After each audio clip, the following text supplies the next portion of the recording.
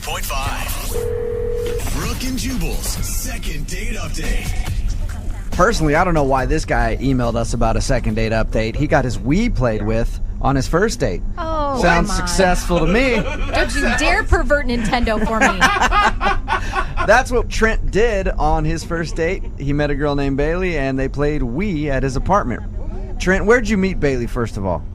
We actually met at the gym. Okay. I had just gone like a couple times to this new place and thought she was hot, so I asked her out. So you just walked up to her while she was working out and said, "Hey, you want to come back to my place? I got a Nintendo Wii." Yeah. You think this is a workout? Wait till you try out Wii Sports. Hey. Yeah, as awkward as that sounds, pretty much. Yeah. All right. That's cool. Why don't you tell us a little bit about your date then? I mean, I know your email said that you guys got together and played Wii, but give us some more specifics. Yeah, so I just saw she wanted to meet up for a drink. We went to this place that's literally like 2 doors down from my apartment. Had a beer and then asked her if she wanted to come hang out, and so we went to my apartment and played Wii Olympics. Oh, nice. Okay. Yeah, I know that the Wii Olympics thing sounds kind of weird, but I just kind of thought it made sense that we could do something physical together. It also got us in my apartment so that I was kind of in the right. That's a good spot to be in, I know.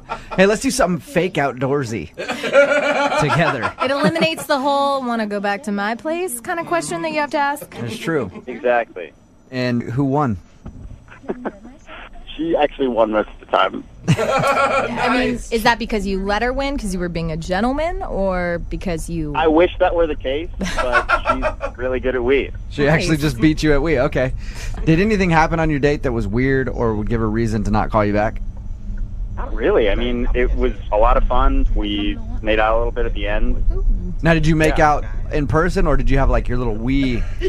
Your little me characters. Your me characters make out? This is the one normal thing, the one normal boy-girl thing that happened. Yeah. Okay. And Trent, can I ask, are you an uber competitive type? I mean, if I'm confident, aggressive enough to ask somebody out at the gym, are you also the type that would smack talk while you're playing Wii?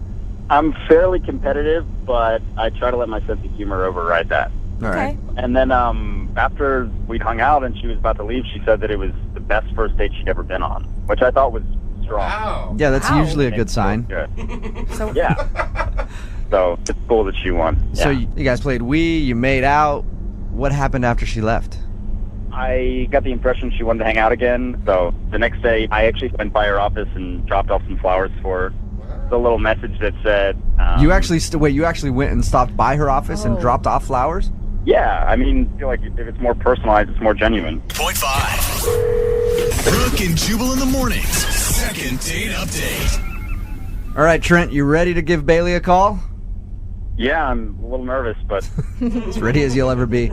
If you're just tuning into the second date update, Trent is asking us to call a girl named Bailey, who he went out with on a date. He met her at the gym. They went to his house, played Wii, had a fun evening. She said it's one of the best first dates she's ever been on. Ooh. The next day, he delivered flowers to her office himself as a show of affection. And he asked if she got the flowers. She simply texted him back, "Yep." Yeah, I will say, Trent, I thought about it. It's kind of weird that you would go to the lengths of delivering them to her, but then not actually try and drop them off to her. I feel like that would be creepy. Yeah, so do I. I feel like going like, "Hey, is Bailey there?" And they're like, "Oh, no, she's not at her desk right now." And you go, "I will wait." Yeah. I feel like that would be worse. Yeah, but then why not just have a delivery guy do it? It is kind of weird to find out that you went to the lengths of doing that, but not all the way. It's like you have committed. All right. Well, we're going to call her right now, see if we can get her on the phone and get her answer. You ready? Let's do it. All right, here we go. The flowers were alive, right, Trent? They were alive, yes. Okay. That could be Yeah, that's an important Dead flowers, part. definitely creepy.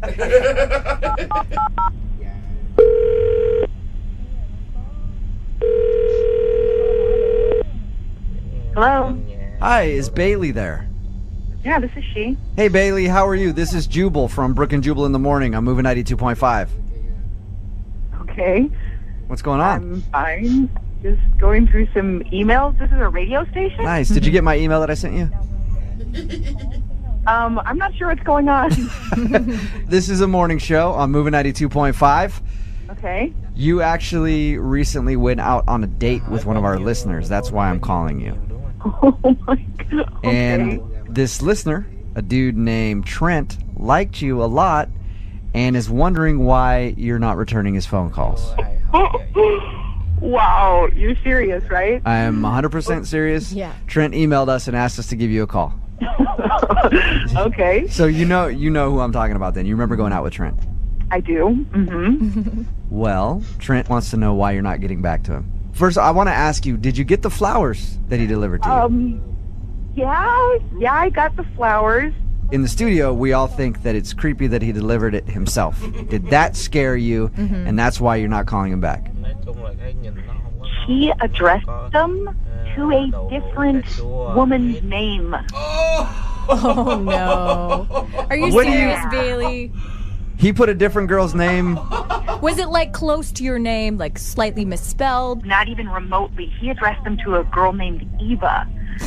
Oh my Do you mean God. like the card that he had with the flowers said, "Hey, Eva, it was a great time playing Wii at my place"? Yeah. Bailey, I got a great idea how to get to the bottom of this. Let's ask Trent. Oh. Because he's on the other line right now. Trent, did you get your girls mixed up there? Alright. This, yeah. Hi, Trent. Hey, let me just be completely honest about this. Okay, I feel like an idiot. I went out with another girl named Eva. We did not play Wii at my house. That was specially reserved for you, I guess you could say. I guess I got the name wrong. I don't even know how that happened. Oh, Trent. That sucks. So, who's Eva then? She's just a girl you went out on a date with? Another date? She's a girl I went on a date with. You know, it was whatever. It was fine. I've just been single for a while, so I go out on not a lot of dates, but I try to go out if there's an opportunity. So were you just like writing the card to Bailey really quickly, and then you just had a brain fart and wrote Eva on it, and then gave I it? think so. Yeah, I didn't even. It's been over a week since I went out with that girl. Eeh. Yeah, I'm not buying it. I don't know. I mean, like, how many girls are there? Oh. There are not a lot of girls. Not a lot. That's still pretty general, a little vague. I've been dating, and I made a mistake, and I'm sorry. I made a mistake. Bailey, before you saw the name Eva on it, were you like, "Oh, that's sweet"? I thought it was a really nice gesture. Every girl likes to get flowers, but not addressed to somebody else. Yeah, Good point. that's true. Although, Bailey, can you kind of see how it's an innocent mistake, kind of? It's an innocent mistake that screams player to me. So, Oh, all right. That could be. Well, in my defense, would any self-respecting player, take somebody back to his apartment to play Wii Sports? Yeah. Bailey, that's one thing Trent said that's very true. That is not exactly like, "Hey, baby, we can go back to my place, play a little Nintendo Wii." I don't know. Maybe that's the new nerdy version of the player, okay? Gets her back to his place on the first date. that's Well, exactly what I all I'm thought. asking for is just another shot. I just want to see you again, and I screwed up. Well, I don't know. I think that you should maybe just make a note of each one, maybe in a little calendar. Color-coded in a file drawer so you can get it right. Hey, Janet or Bailey or whatever your name is. Oh, Jubal, you jerk. Would you be interested in going out on a second date with Trent? We will pay for it. Just one more. Give him another chance. Come on, Bailey. He sounds like a nice dude. He's just, like I could see that happening to anybody. It's a good gesture. I mean, if they're gonna pay for it, how can you turn down a free meal and a couple drinks? I just think we'd have a good time. You know what? I would be happy to be your friend. We'll be gym buddies, but I don't think I can go on another date. I'm sorry. Buddies. Oh, yeah, Trent, if you went to that gym once or twice before, you're never going again now. Yeah. I know. He said he doesn't go to the gym very often. Time to cash in that membership. Brooke and Jubal in the morning. Wait till you're announced. We've not yet lost all our graces. Ngày nào đi học là sùm thôi. Nó vậy luôn.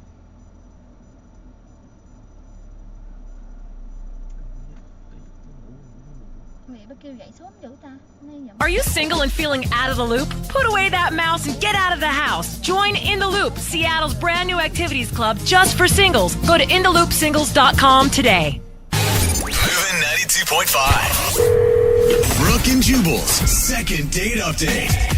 There are a lot of mistakes that you can make on a first date. You can talk about politics. It's always a risky thing. You can talk about your ex. You can projectile vomit.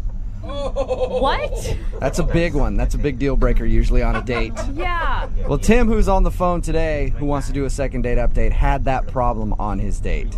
He ended up throwing up during the date. I don't have all the particulars on that. That's just what his email said. Tim, how you doing? How's it going, guys? Pretty good. Probably better than you. Yeah, probably. Oh my God. Your email said that you threw up on your date. Did you actually throw up on your date or during the date? No, it wasn't like that. Okay, well, what happened? Well, we were actually out at a bar, and having some drinks, had some shots. Probably really shouldn't have had those shots, but You sound like a nervous guy. Were you like taking shots to like calm your nerves? no, we were just out drinking. All right, so Okay. you just drank So too you're much and had to throw up. Kinda. Kind of. Well, I was in the bathroom. I don't even really know if she knew that I had thrown up. Okay. Oh, So why do you think that's an issue? Because your email said you think that's the reason she's not calling you back. Oh man, well, I was just in the bathroom, just sick for a few minutes, and I was just thinking to myself, dude, I gotta f***ing rally. This girl's like hot. I gotta get out there. So I just went out and we started dancing a bit, and I didn't have any gum or anything. Oh, so Did you at least like rinse your mouth out with water or something? I tried, but that's not too effective usually. yeah, it usually doesn't help. so You need some gross. gum or something. Oh no. So are you worried that she smelled vomit on you? Obviously, yeah. But at the time you're kind of feeling a little tipsy, so you're not really all with it, and you kind of feel like, okay, should I not? It's hard to make decisions at that time. And what was this girl's name? Kate. So did she say anything about noticing that you smelled? Well, she didn't say anything, but we did kiss, so I'm figuring that she did. You kissed her with puke mouth? Why? It just kind of happened. You should have gave her the cheek or something, and then on your way out grab some gum. Yeah, that's just rude.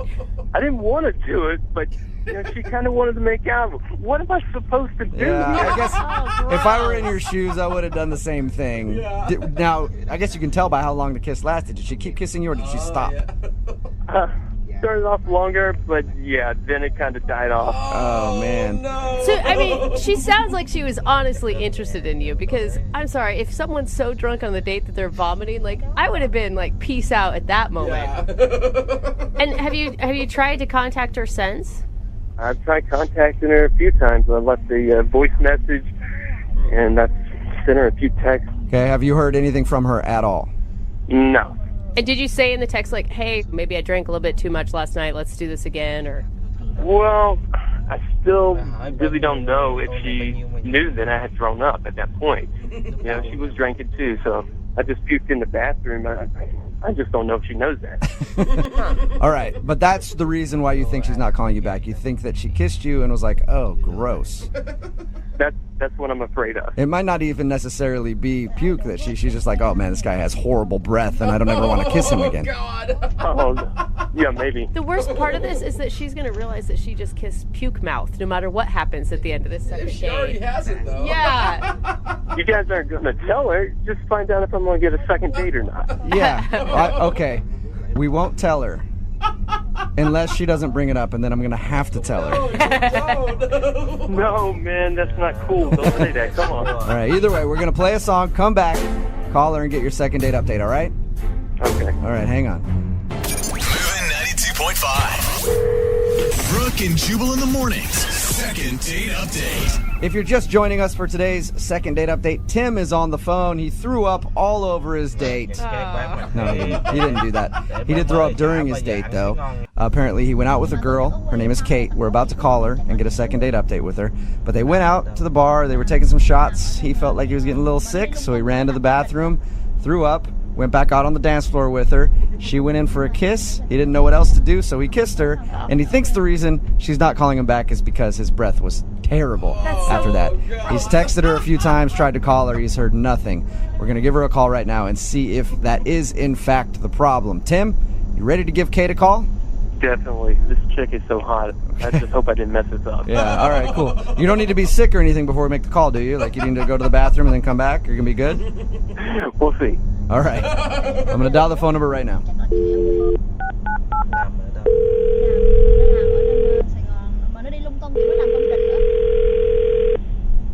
Hello?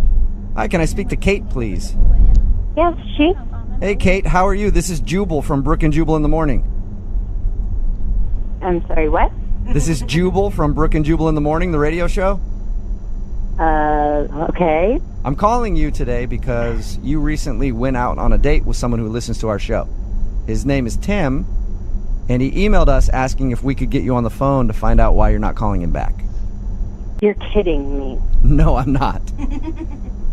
Tim called your show, and now you're calling me on his behalf? Correct. Because Can I ask why? We think Tim is a great guy, and we just don't understand why you don't want to go out with him again after your first date. You got to be freaking kidding me. No, not at all, He's actually. a great guy. I'm not really sure. What do you want? I just want to know why you're not calling him back, that's all. Can you tell us that? I don't know what you know, but I met him at this club situation.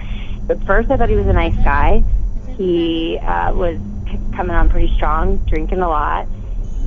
Oh, God, it's so disgusting. Is it really that bad? Listen, Kate, we talked to Tim about your first date. He definitely does not have the same impression that you have. You said that you guys were just out dancing, having a good time, and that you even kissed him when you guys were hanging out. Which I deeply regret. So what really happened, if you want to know, and hopefully this is going to be tuned out to the world here because he's just disgusting. When we were dancing, I don't know how up he was at the time. He seemed to be drinking a lot, and he's a terrible dancer, by the way, but he did something inappropriate. What did he do? What did he do? I don't know if I can even say this on the radio. If it's too bad, we can always beep it out. He grabbed my hand and put it on his package, if you will, and he said, "Do you feel what you do to me, girl?" Are you serious? That's a move I've never heard of. I kind of pretended that he didn't say that, and I was like, okay, he's oddly weird. I don't know, what is just happening in the moment. And then he started to repeat it.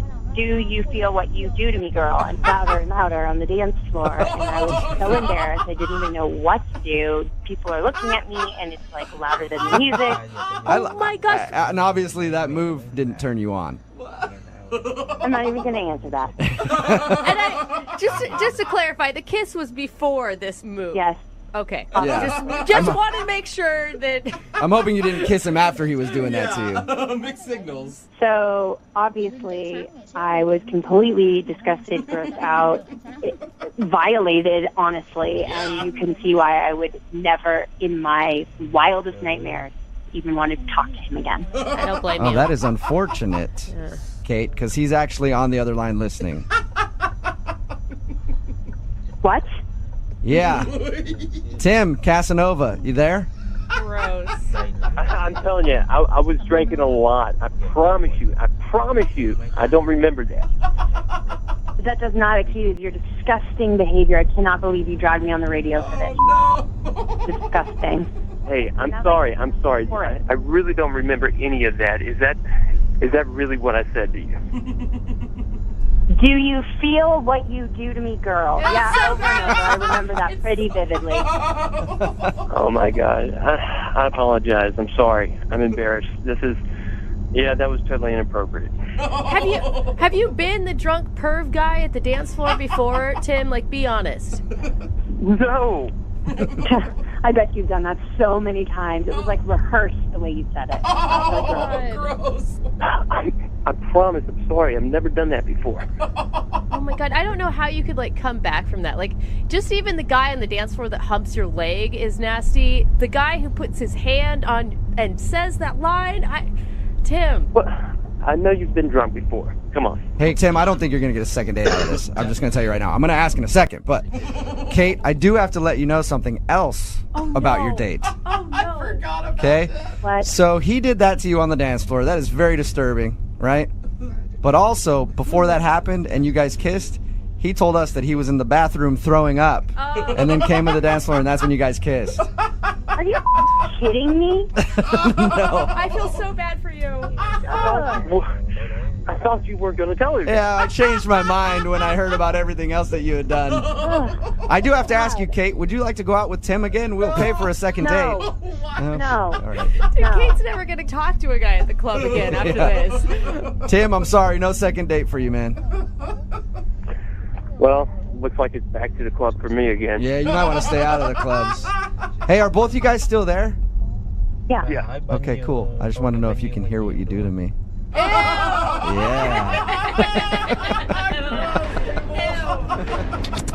Brooke and Jubal in the morning. See this on the radio. If it's too bad, we can always beep it out. He grabbed my hand and put it on his package, if you will, and he said, "Do you feel what you do to me, girl?" That's a clip from the second date update that we just aired.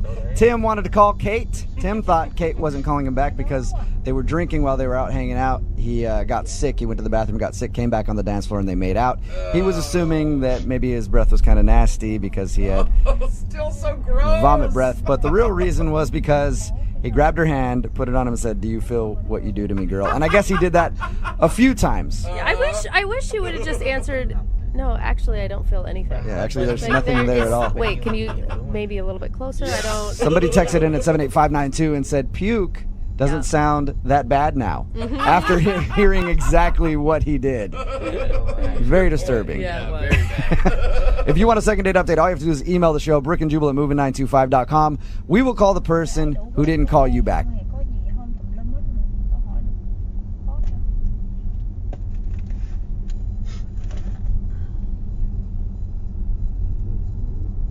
ta ăn người ta bảo mắm ruốc ha. Con tao bảo mắm ruốc, nãy bảo tao ăn mắm ruốc mà. Nói chung là cái nhìn nó không có ngon. Moving 92.5. Cà chua. Brooke and Jubal's second date update. The guy on the phone for a second date update today is living my dream. Uh-oh. He's a single dad. And I've what? always wanted to be a single dad. You don't want kids ever. You hate children. But being a single dad is great because you get all the joys of having a kid or whatever. But you only have to do it like every other weekend. Oh, You know? you're talking about like a divorced dad. And then you usually Okay. get a lot of McDonald's. I see. Because that's usually where, you do the meetup to exchange kids and stuff. So you're always getting McDonald's. So it's like children light, is what you're saying. Yeah, that's the way to do it if you're going to do fatherhood. That's what I've heard, at least. His name is Kevin. Kevin, what's up? Hey, how you guys doing? Yeah, Pretty good. Is it as romantic as he describes it, being a single dad? Well, I have to say, I do try to throw in some vegetables every once in a while. Oh, yeah. Well, for them, I guess, but yeah. You get McDonald's at least twice a month. That's fun. It's got to be done. It's got to be done or they riot. Your email said that you're a single dad. You don't date very much, so you were really excited to go on this date. Yeah, it's been quite a while, actually. And, I guess I'm out of practice or whatever. I don't really know how to do that anymore, date. So the way I met this girl was pretty cool. I was taking my kids to the Natural History Museum. Good dad. Never mind. Hey, forget what I said about being a single dad. That sounds terrible. Torture. It's not dinosaurs and stuff. It's like perfect. Oh, okay, never mind. I'm back on board. Sounds great. my God. All right. So you were at the History Museum with your kids, and that's where you met her? Yeah, because we were part of a tour. Uh-huh. And my kid asked me something about, I don't even remember now, it's something about dinosaurs, and I was searching for the answer, and I couldn't come up for it. And Stephanie, that's this girl's name, she stepped in, and she, completely knew all these answers. And, of course, both of my kids, totally fell for her right there. Yeah. And I thought that was pretty cool. So we got to talking a little bit, and I don't know, I guess flirting. I think it was flirting. Well, I assume if you guys went on a date, it was flirting. Okay, yes, thank you. I just don't recognize it. So, anyways, so we did start talking, and at the end of our time in the museum, I told the kids to sort of go over there for a minute. Yeah, you distracted them with something shiny. Daddy needs I a did. moment. I said, look at that. Look at those skeletons over there, and I pushed them that way. Yeah. And then Check out those bones over there. Daddy's going to try to get a bone of his own Oh, going. right. Hey, whoa. God, how long have you been waiting to work in a bone joke? 3 minutes. Uh-huh. But I did tell her, I don't normally do this, but I asked her if she would like to go out with me. That's so cute. Nice. You sound cute, nervous, and it sounds lovely. So I got her number, and we made a plan, and Where'd you go? we went to this nice restaurant, and we were having a good time, and then something sort of awkward happened. Okay, how far into the date were you when the awkward thing happened? Well, unfortunately, it was kind of at the beginning, because we were waiting for our table at the bar, and we were ordering drinks, and the bartender carded us, which was kind of funny. And you're not 21. Yeah. You're not of age. So I was flattered, I guess. And he took our IDs, and then he handed them back to us, but he switched them up. So I had hers, Uh-huh. she had mine. Okay, so what's awkward about that? Because the picture on my ID is 3 years ago, and I weighed at least 90 pounds more than I do now. Oh, okay. So did it even look like you on your ID? I can barely recognize myself in that ID. Yeah. You know what I mean? I got this big, ugly beard, and it wasn't a good time. Okay. Yeah, totally. Why would that be awkward, though? I mean, Because she sort of looked at it, and then she looked at me, and she was like, is this you? Kind of, and I was like, yeah, and I went into the whole story about how, what was going on, and I don't know, I mean, she just seemed sort of shaken up by that. I mean, I don't look like that anymore. If anything, I would feel like she'd be impressed that you were improving yourself and doing what you needed to do to feel good about yourself. Yeah, me too. And that's generally been the reaction. it's good for you for losing weight and getting healthier again. And that actually made her angry, I guess. And I never asked. I mean, I assumed that she was a single mom as well that you met at the History Museum. No. She doesn't have kids, but... Oh, she doesn't have kids. No, she doesn't have kids, but, I mean, that was one of the things that I thought was really cool, is, she seemed really cool with my kids. I mean, she got along with them really well, at the museum, and I'm biased, but my kids are pretty cool, and they were entertaining her, so that seemed like it was not going to be a problem, which is a huge deal. Yeah, it would be different if you let her know that you had kids on the date and she didn't know that going into the date. Then you could be like, well, maybe she's not calling back because of that. Right. No, but that's not it. She totally got along with them. So. So how did the date end? Well, okay. So we finished dinner, and I was walking to her car, and I said goodnight. I had a really great time, and I tried to give her a hug, just a hug, and she sort of backed away. Ooh. And backed away from a hug? Yeah. Did she say anything about it? I made some joke about what too fast or something, and she sort of said yeah, and then she said, well, okay, bye, and then she left. I mean, how dare you think I'd hug you on the first date? I mean, I wasn't gonna try to kiss her, but I thought, anyways, I don't know. I am super confused because I called her, left her a message, and told her I had a great time, and I mean, in the back of my mind, I'm thinking, wow, she thinks I'm a creep or something, but I couldn't quite tell, right? So I called her, and I texted her, and there's just nothing. No response. No response at all, And that sucks. It's like your first foray back into dating, and you get denied a hug. I know. It was it started out so great at the museum, and then, so I guess I'm asking you guys, what do you think happened? What is it? I'm super confused. Well, yeah, the dating game has changed a lot. People don't hug anymore and get a disease that way. So she's... Is that right? Yeah. Sorry, you didn't know that. We already figured it out. No need to make the phone call. No, I have no idea what it could be. We'll play a song, come back, call her, and get your second date update, all right? Okay, thank you. Okay, hold on. Moving 92.5. Brooke and Jubal in the mornings. Second date update. If you're just joining us for today's second date update, Kevin is on the phone, and he wants to call a girl named Stephanie.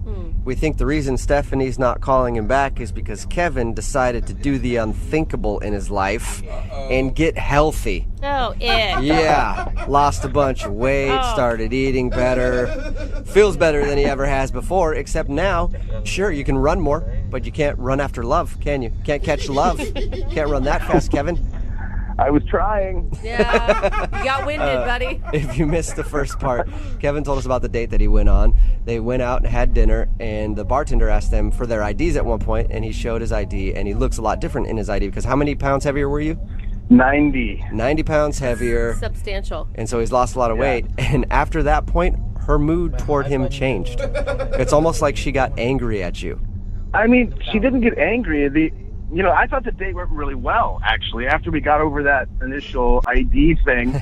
And I thought it was fun until, she refused to hug me at the end. Yeah. Getting shut down for a hug, to me, would say she was kind of angry with you about something. Maybe. I guess that's what I need you guys to find out for me. All right, well, I'm going to dial her phone number right now, see if we can get her on the phone and find out what happened, okay? Okay. All right, here we go.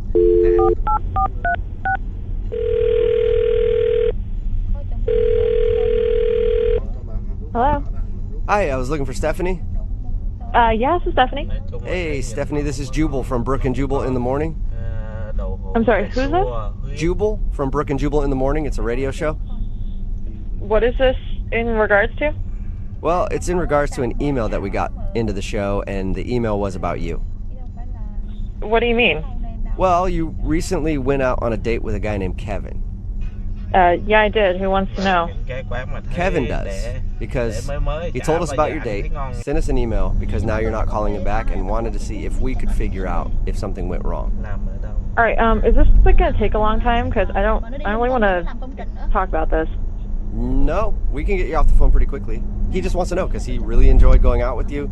He said that he thought you had a really good time, and he's tried to call you and text you, and I guess he's getting nothing in return. I can save you a lot of time. Just tell him I'm not interested, okay? Whoa. I know you don't have a lot of time right now, but he seems like a really nice guy. He hadn't been on a date. Yeah, okay, sure. He's not a nice guy?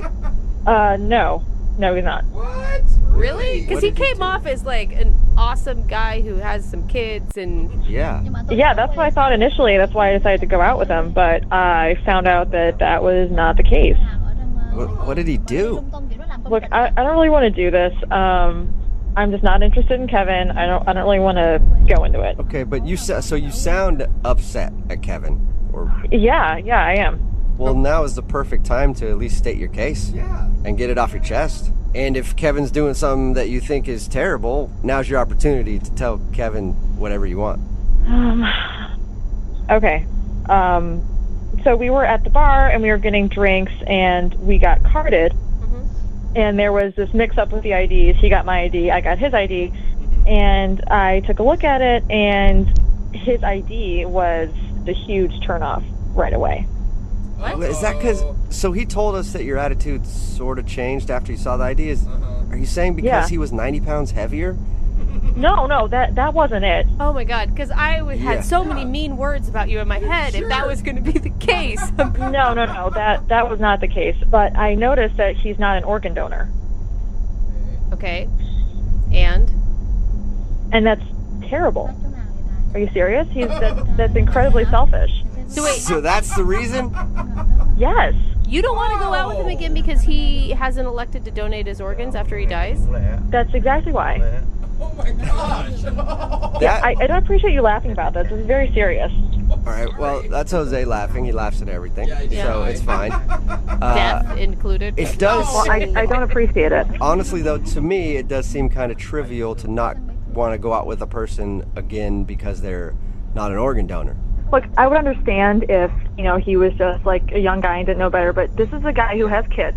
He has 2 kids, and like one organ can save up to 8 lives. I mean, it's not just 1-to-1, So Right. the thought of someone not wanting to do that and not wanting to even take the chance of saving that many people, to me, that's incredibly selfish. Yeah, but I'm an organ donor. I think it's important for me, but everybody has a different reason, and you didn't even give him a chance to explain. But I don't care. He should know that, and he should look for the box and check it. I don't care.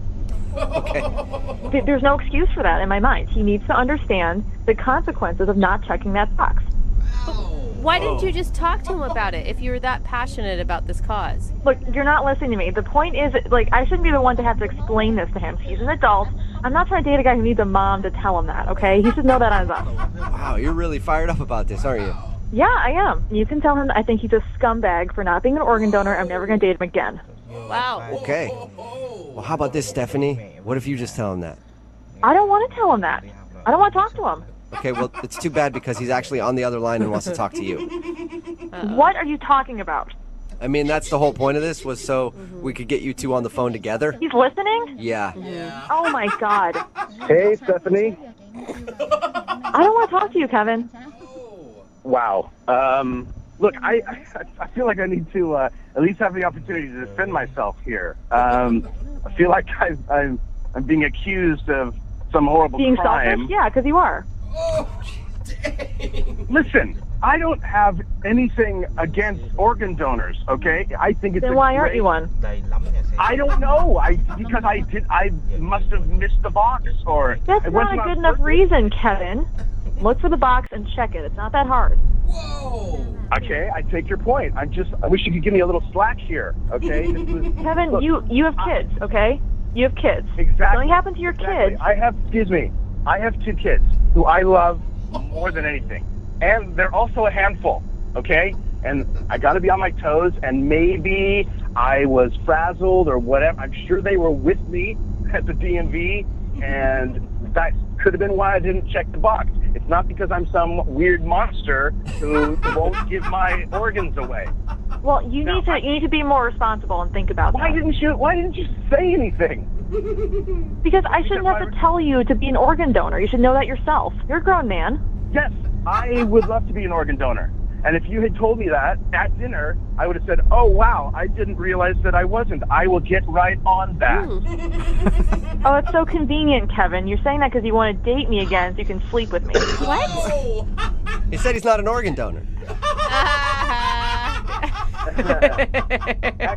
Actually, Stephanie, I can put your mind at ease because I really, really don't want to date you, and I definitely don't want to sleep with you. Well, Stephanie, you realize you're coming off as a bit crazy. You're coming off as a bit naggy, okay? You've been nagging me this whole time, and as if I have to defend my position on standing up for, honestly, the whole human race. I don't have to do that. What? Wait a minute. Are you saying that because I forgot or I missed to check a box, people have died because of me not checking a box? Maybe not yet, but someday you're going to kill somebody. Whoa. What? Whoa, I'm going to kill somebody because I'm not going to donate an organ? What, are they going to die of a broken heart? I don't understand. How does that kill someone? Just because you don't take a weapon and kill somebody doesn't make you not a murderer. You're calling Kevin a murderer. I mean, Stephanie. Wow. You may have a good point somewhere in there, but you need to be less aggressive about it, I think. You guys are just being ignorant, and I don't even want to talk to you guys about this anymore. Well, can I ask you one more question, please? What do you want? I'm done. You've taken up enough of my time already. I just want to ask if you'll go out with Kevin on a second date. We will pay for it. You know what? Whatever, smart. I don't appreciate this. Hey, Kevin? Whoa. Yeah. Yeah, she hung up. Uh-huh. That's intense, man. I mean, you should be an organ donor, though. I will gladly go down and register as an organ donor, but not because of Stephanie, but because I think it's the right thing to do. Look, I didn't even know that I wasn't. All right, well, until you do that, Kevin, in my book, you're a murderer. Brooke and Jubal in the morning. Text message in at 78592 that says Kevin didn't just dodge a bullet, he dodged a nuclear bomb. Good for him. Talking about today's second date update. If you missed it, this dude Kevin wanted to call a girl named Stephanie. She wasn't calling back after their date, and he thought, for some strange reason, she was angry at him for losing weight. Because there was a moment where they had to take out their IDs, and the picture in his ID is like 90 pounds heavier. Once she saw the ID, she became cold to him, and he didn't know why. It was hard to believe that maybe somebody would be angry at him for losing a bunch of weight, and it wasn't that. It was the fact that on his license, he wasn't listed as an organ donor. And she went as far to call him a murderer. Dude, she of lost it. it, man. I'm just saying, if Stephanie dies, I do not want her angry kidneys. No. Just keep those things away from me. And the worst part to me was like, he was like, I didn't even notice. Like, I Yeah. totally would be. He's like, I'm fine with being an organ donor. I don't have a problem with it. She's like, whatever, you just want people to die. Somebody texted in at 78592 and said, can you imagine if they got married and he didn't recycle one day? Oh my God. No. She might actually be a murderer on that day. I mean, and the thing is if you do have a really strong stance on something like that, that's not how you communicate it. Yeah, be you reasonable. know? Yeah, Come maybe- It's not how you get people on your side. Ask him about it. Oh, I don't you know. know? Remember, if you want to do a second date update, all you have to do is email the show, and we will call the person who didn't call you back, even if they're a murderer and don't want to be an organ donor. Moving 92.5.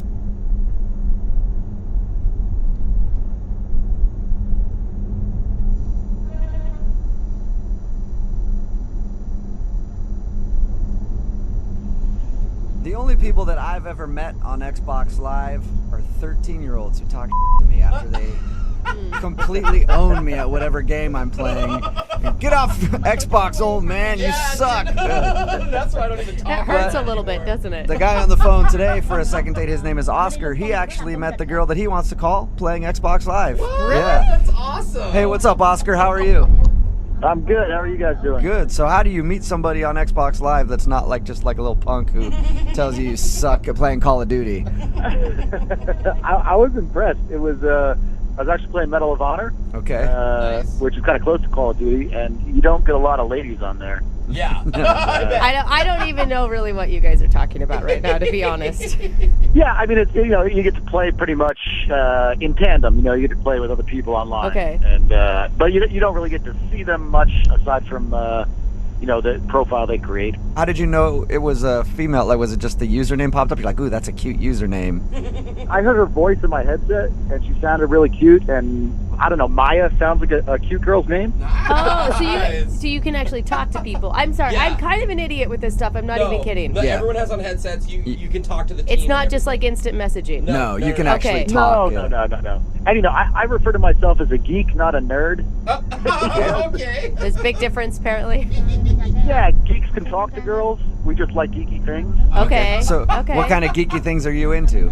Oh, I'm into all sorts of geeks. I like, well, obviously video games. You know, I like that, and also I like role-playing games, all sorts of stuff. Okay, before we get any further, please tell me you guys actually went on a date and you just talking online on Xbox wasn't what you considered a date. Oh, like I said, I got some skills. I can talk to girls. Nice. But yeah, we totally went on a date. Where'd you guys go when you went out?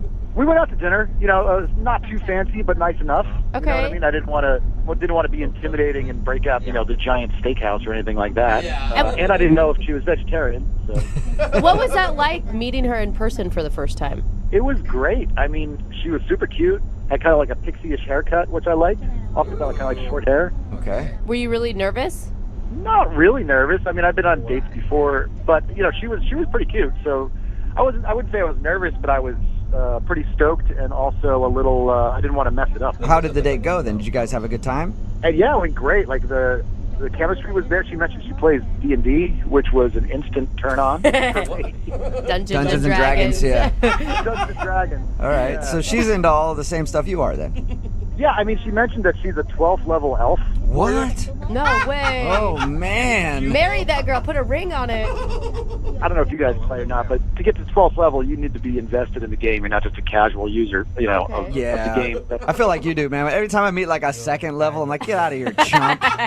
Waste my time with you. Yeah, no, I freaked out when she mentioned that she was like a 12th level elf. That's like what in the industry of gaming, like that's known as a unicorn, like a girl that plays. Mm-hmm. So I was like, oh, I got a unicorn here. Like I was very impressed because I play. So if she's a 12th level elf, what are you? I'm a 15th level necromancer. Well, does that mean that you hook up with dead people? That's what it sounded like to me too. Not a necro. It's kind of like a dark wizard. You know, like who sleeps with dead people?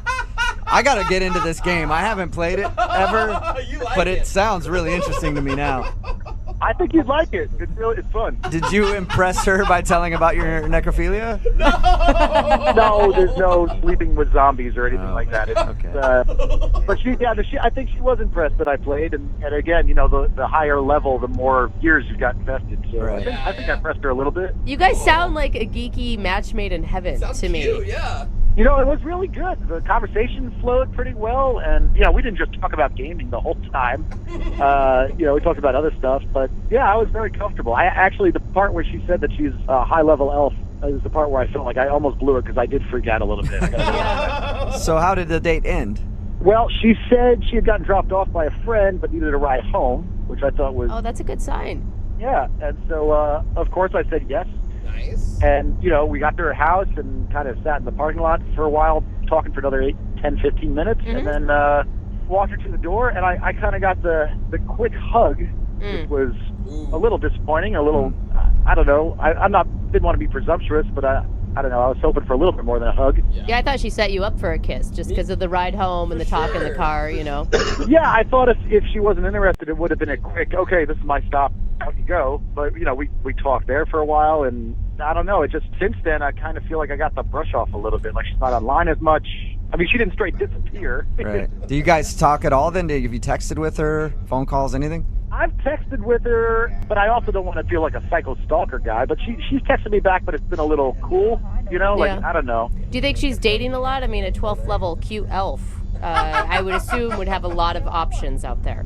It's possible, but I don't know. I feel like I went from having this, charm spell on her to suddenly I've got this ring of invisibility. It's just not... Oh, man, now you're talking my language. Have you straight totally hear you. Have you straight up asked her out again, or you just think she's being kind of cold and distant? Yeah, I mean, I've asked her out again, but she always seems to be busy with something. Okay. And I don't know, maybe she is. She did mention that she's fairly busy. It just feels like a brush off. I don't know. All right, cool. Well, we'll play a song, come back, call her, and get your second date, okay? Awesome, I appreciate it. All right, man, hang on. Alas, welcome back to today's second date, where we're attempting to vanquish the troll of loneliness who has reared his head yet again. On the line, we have Oscar, who is a 15th level necromancer, which I think means he's on an FBI watch list somewhere. And he's going to attempt to contact a fair maiden named Maya, who's a 12th level elf. They met while playing Xbox Live and shared their love of Dungeons and Dragons on their first date, but now she's giving him ye old brush off. And we need to call her and find out why she's not calling him back. You about ready to go, Oscar? Yeah, man, I appreciate it. Thanks. I never asked you in the first part of the second date, why do you think she's not calling you back? You think it's because you got too excited that she plays Dungeons and Dragons like you? I mean, maybe. Yeah, I could have just come on maybe a little too strong, but again, I don't know. I felt like the chemistry was there, so I'm kind of scratching my head. Is there something called too strong when you're talking about Dungeons and Dragons? Oh, yeah, there is. Oh, there is. Oh, okay. Well, Oscar, it has come time for your reckoning. We will get her on the phone and find out if the fair maiden Maya will be seeing your bow staff once and for all. If everything works out right. That's pretty inspiring music. I might actually play today. Get a game in. All right, I'm going to dial her phone number right now. Get her on the phone. Here we go. All right.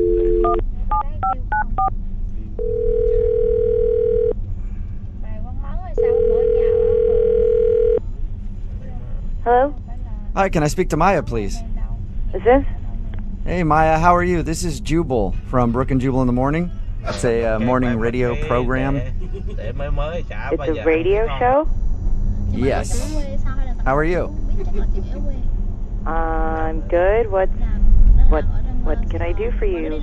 Radio show? Well, I'm calling you because a listener of ours recently emailed us about you, and he wanted us to get a hold of you because he thinks that you're brushing him off after you guys went on a date. Oh my God. I think I know what this is about. Do you? Really? I mean, I hope not, but... Who would that be? What's his name? Oscar? Bingo! Oh. Oscar emailed us about you, and he said that he really enjoyed going on your date, and he's been trying to get you to go out with him ever since, but you're always like, I'm busy, or whatever. Well, yeah. Okay, do you not want to go out with him again? Correct, yeah. I mean, I don't know. I can't believe he thought it would be wise to contact the radio station about this, but, Well, he said that he just likes you a lot. It's a thing we do on our show all the time called Second Date. So let me ask you, was it weird actually meeting a guy off of Xbox Live?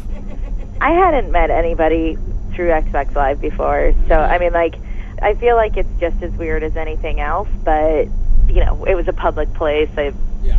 You know, that wasn't what, that wasn't the problem. What was the problem? So he's dropping me off at the end of the night. We're, you know, in my parking lot of my building and, like, just chatting and, like, honestly, like, I'm feeling it and I'm kind of waiting for him to go in for a kiss. Right. And okay. Instead of that, he goes, "Can I show you something right now?" That's something that could go one of two ways on a first date. Exactly. Either good or very, very bad. Exactly. What was it? He starts to take off his shirt. Dang, bro. I mean, I couldn't make it up if I tried. Like, he starts to take off his shirt, and I'm like, whoa. Not that kind of girl. Like, what are you doing? And he's like, no, it's cool. Like, just trust, like, I'm not being creepy. Like, just trust me. And shows me on his arm this huge Iron Throne tattoo from Game of Thrones. Wow. Okay, so like that iconic Game of Thrones chair like thing. The Iron Throne. Okay. Okay. Cool. Like, whatever. Why couldn't he just roll up his sleeve to show you an arm tattoo? Oh, Why did he have to get half naked? Well, just you wait. Because that was just the tip of the iceberg. And then he shows me on his pec Gollum from Lord of the Rings face. My precious. Okay. Okay, so you turned like off the by that? ugliest character of all time. Yeah. Do you not think that's weird? Like a Gollum tattoo on someone's chest? I don't know. For most people, I would think it was weird, but we talked to him, and the way he was talking about being into Dungeons and Dragons and stuff, I could see him having a tattoo like that. Have you seen Gollum? Yeah, I have. One of the ugliest faces. Okay. You're just saying maybe you couldn't want to make, eye contact with... Think about missionary with that. That's exactly where I was going. Mm-hmm. I mean, come on. And then that's not even it. We're not even done there. Oh, no. Then he goes, oh, but wait, you haven't even seen the, what did he say? Pièce de résistance. Oh, what is that one? That is his entire back, which is the entire cast of Harry Potter. Shut up. Harry Potter back guy? Yes, you may be familiar with the children's novel series Harry Potter. I'm a little familiar. Yeah, I've heard a thing or two about it. Yeah, it was all over my date's back. So yeah, I haven't called him back. I've been polite to him. I haven't completely blown him off, but like, I can't see getting frisky with Harry and the crew. But you gotta understand, I mean, from his point of view, you're a girl who's like a 12th level elf. Like, he probably thought that you would be into all of those. I'm also a woman with Okay. All right, so you just couldn't get down with all of the tattoos that he had, the Harry Potter tattoo, the Game of Thrones tattoo, and the Lord of the Rings tattoo.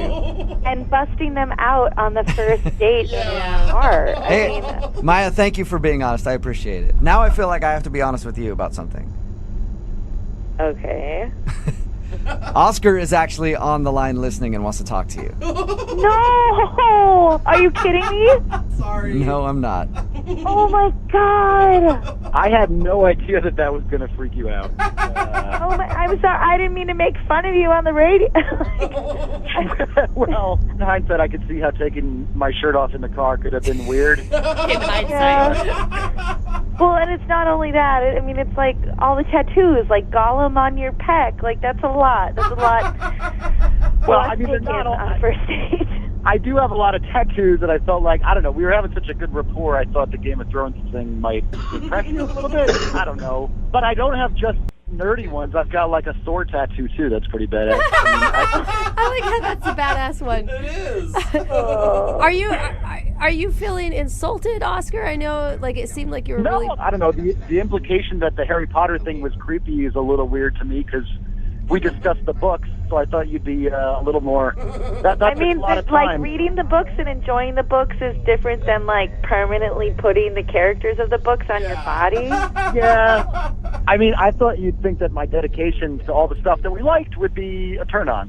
And it would show you that I'm not just some geeky guy, that I'm man enough to get, tattoos and not just some ogre. I mean, in hindsight, like, busting out the tattoos is probably more of a second or third date move. But No, I don't ever want to see those tattoos again. Oh, Maya! But Maya, you said that you really liked him at one point. I mean, it's only the tattoos that turn you off? It was a weird thing, you guys. You weren't there. Like, the date was cool, and I liked him, but, like, long term down the road, there's no way I could date a guy with these kind of tattoos for the rest of my life. Why do I get the feeling I'm going to spend my evening researching erase regrettable ruins? Maya, I don't really meet people like you, especially on Xbox Live, and so... I mean, if I got rid of the Gollum one, would that be, Are you actually thinking of... Would that make a difference to you, or I mean, I really, like, we only went out one time, and I don't think you should change who you are for that. Okay. I appreciate the thought, but, like, I mean, I'm sure you're going to find the girl who loves the Gollum. Man. All right, I know what that means. All right. Are you sure, Maya? Hey, Maya, we'll pay for a second date if you go out with him again. We won't pay for the tattoo removal, though. I mean, I think we could probably be great friends. I mean, we really did have a great time, and, like, I'd hang out again, but... Yeah. Oh, my God. Well, Oscar. hey, Oscar, it's not a successful second date for you, man. I'm sorry. I think I'm going to just pick up my staff and go home. Yeah, you should. Người ta ăn người ta bảo mắm ruốc ha. Có trong bún bò bún tôm mà. Con cho bạn mắm ruốc nãy bảo là mắm ruốc mà. Nói chung là cái nhìn nó không có ngon, nó phải có đậu hũ, cà chua. Brooke and Jubal's second date update.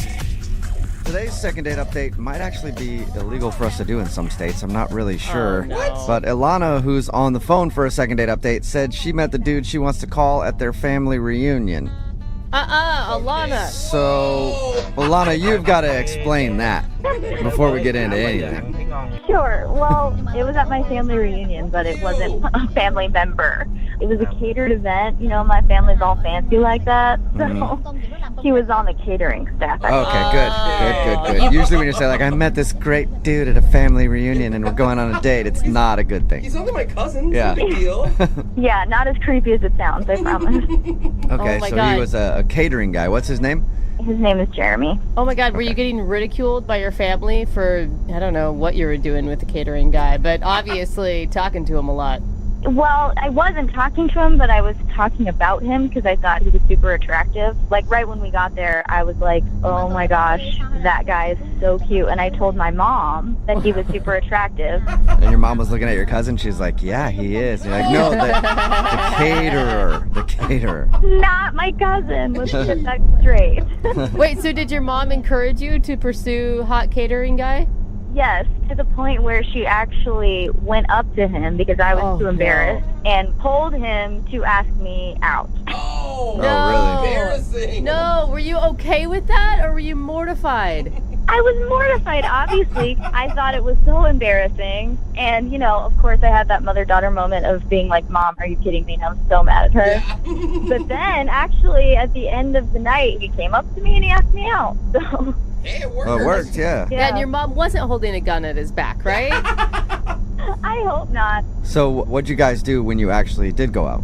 Well, we went to dinner, but it was so weird because when he came over to pick me up, he actually came in and he said hi to my mom, so that was kind of embarrassing. But he was super out of it when he picked me up, so I was like, okay, I was excited because he's so cute, and then he was acting really weird. What do you mean? He was like drunk or high or something? Well, that's what I thought. Maybe he was, but then I talked to him about it, and he just said he was tired from all these catering gigs he'd been doing back to back. Oh, yeah. Okay, so you've been working a bunch. Yeah. I hope you didn't let him drive you to the restaurant. I'll be okay. Yeah. Let's just go. Yeah, well, in hindsight, I shouldn't have let him because, like, we went to the restaurant. It was fine. You know, he was still out of it, but we had a good conversation and stuff. But then on the way home, he ran out of gas. Oh, really? Yeah, and he just said that he had been really tired and, like, wasn't looking at the gauge and just forgot. Okay, so that's an awkward ending to your date. Yeah, and what's even worse is I had to actually call my mom to come get me. Oh my gosh. So wait, you like this guy still after all this? Yeah, I do. I mean, I thought maybe he just had an off night, and honestly, I just kind of feel bad that my mom's been so involved. So I don't know if that's what's going on, but, like, he won't call me back, so. Did you tell him that you lived with your parents? No, he didn't know until he came over. Oh, okay. That was it. Yeah, that could be a deal breaker for some people. Still live with your mom? Red flag. Yeah, maybe. I don't know. But I don't know. We had fun. He's the one who didn't get gas. That's not your fault. What was his attitude towards your mom? He liked her. Okay. Did it seem like he liked you?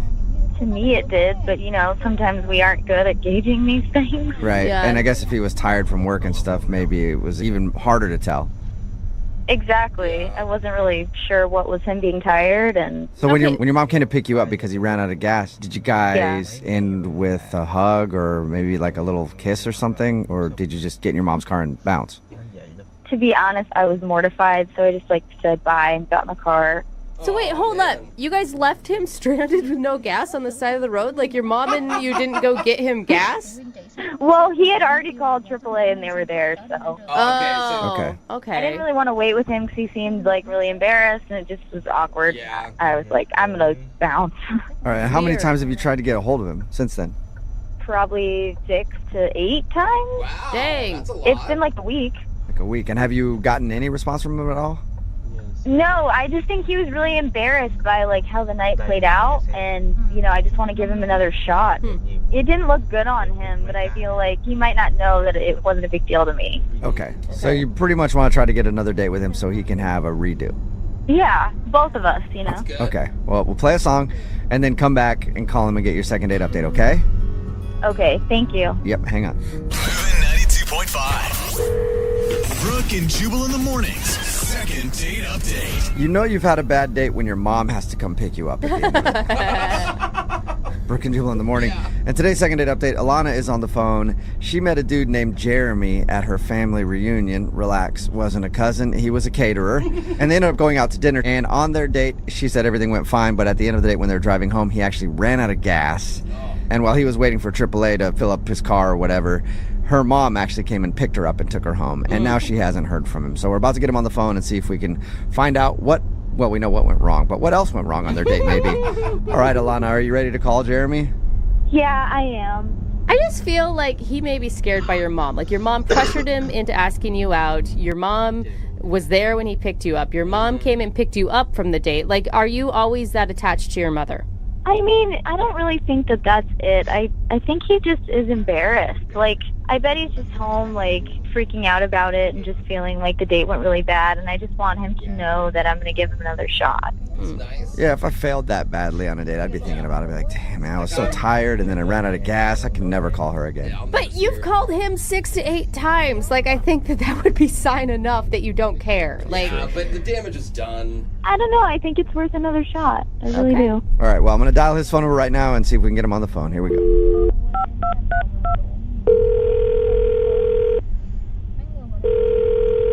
Hello? Hi, may I speak to Jeremy, please? Yeah, this is him. Hey, Jeremy, how are you, man? This is Jubal from the radio show Brooke and Jubal in the Morning. I'm sorry, who? Jubal from Brooke and Jubal in the Morning. It's a radio show. What's this all about? Well, I'm calling you because we do a segment on our show called the Second Date Update. Have you ever heard of anything like that?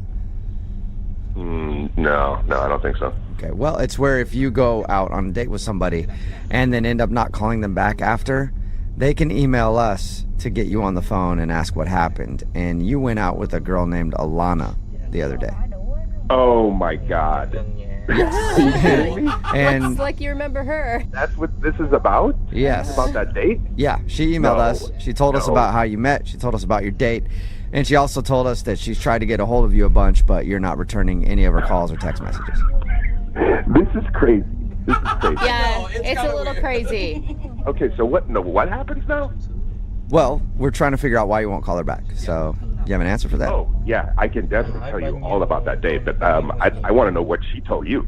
Well, she told us that you met her at a family reunion. I guess you were a caterer there. Yeah. Yeah. And she said you guys went out to dinner, and when you picked her up, you seemed a little tired. Said that you had been working a bunch, and then you ran out of gas at the end of the date, and that's where things ended. Yeah, that's like the short version. Well, she also added that like her mom pressured you into asking her out, and Yeah, I mean, I thought it was kind of cute, actually. Like, her mom came up to the bar and was like, hey, my daughter's interested. Will you ask her out? I saw her daughter. I'm like, yeah, daughter's cute. Why not? Like, can't hurt anything. So you said, I got the short version. What's the long version then? Keep in mind, we're on the radio, so don't be like 20 minutes. I mean, just like, what's the meat that we're missing? So I go and pick her up at her mom's place.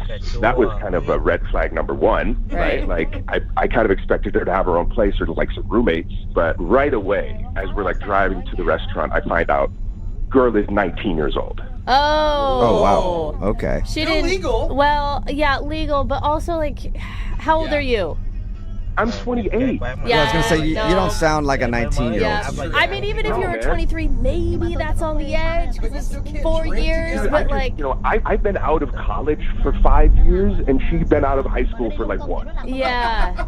Okay, so when already she's a little young, you're feeling like. Yeah, she's cute and everything, but like that might be why I was out of it. Like, I was a little shocked and like, I'm like, what have I got myself into? Right. So like, yeah, I mean, and then the whole running out of gas thing, I was borrowing my roommate's car, dude. Like, I didn't have a car at the time, so I borrowed my friend's car. I didn't think to look at the gas gauge, and he like hands me the car. He's like, yeah, sure, go ahead, not telling me it was on empty. Okay. By the time I saw it, it was too late. We're running out of gas. Like, it's already awkward. I'm just like, can this thing end already? This is the kicker. This is what really gets me. When mom comes to pick her up, as she's like going back around the car, she pulls me aside and says, by the way, I have a son who's into you too. Would you want to go out with him? What?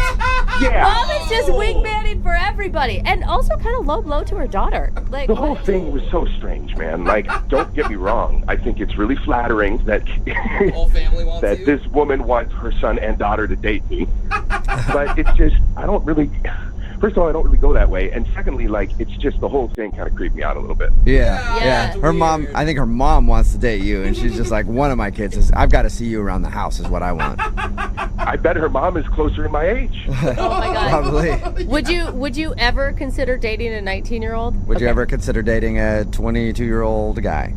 I don't know how old her brother is. I'm just guessing his age there. I have no idea either. Well, Oh my god. Jeremy, I do have to let you know that Alana is actually on the phone and wants to talk to you. Oh my God, no. Oh Yep. my God. Yeah, I think it's just her. I don't think her brother's there, but Alana, are you still there? No, oh my God, I feel sorry. I feel bad now. I just don't know why my mom would say that to you. Like, did she really say that? It's not something she would say. Believe me, why would I make that up? Like, I don't know. Like, I've never had anything like that happen to me before. So, yes, your mom did say that to me. She did ask me if I wanted to go out with your brother. okay, well, and it just doesn't make sense. I mean, my brother is gay, but, like, it doesn't make sense that she would say that after we went on a date. Did you, like, tell her that you're gay or something? What? Why would I? No, I did not tell her I'm gay. When did you have an opportunity to even do that? You know? A little roadside confessional while you're out of gas with her mom. Yeah, I ran out of gas. I'm gay. Anyway. None of that. Well, I don't know. Maybe at the party you told her that or something. I don't know. It just doesn't make sense to me why she would say that. Maybe she just thinks that, like, young people nowadays do anything, go anywhere with their sexual. I don't know. Like, I definitely did not tell her I was gay. That is for sure. Do you think it was a joke that you just took too literally? No, I mean, I really thought it might have been a joke, but the way she asked me and the way she looked at me, she was serious. She was honestly asking me if I would go out with her son after I just had a bad date with her daughter.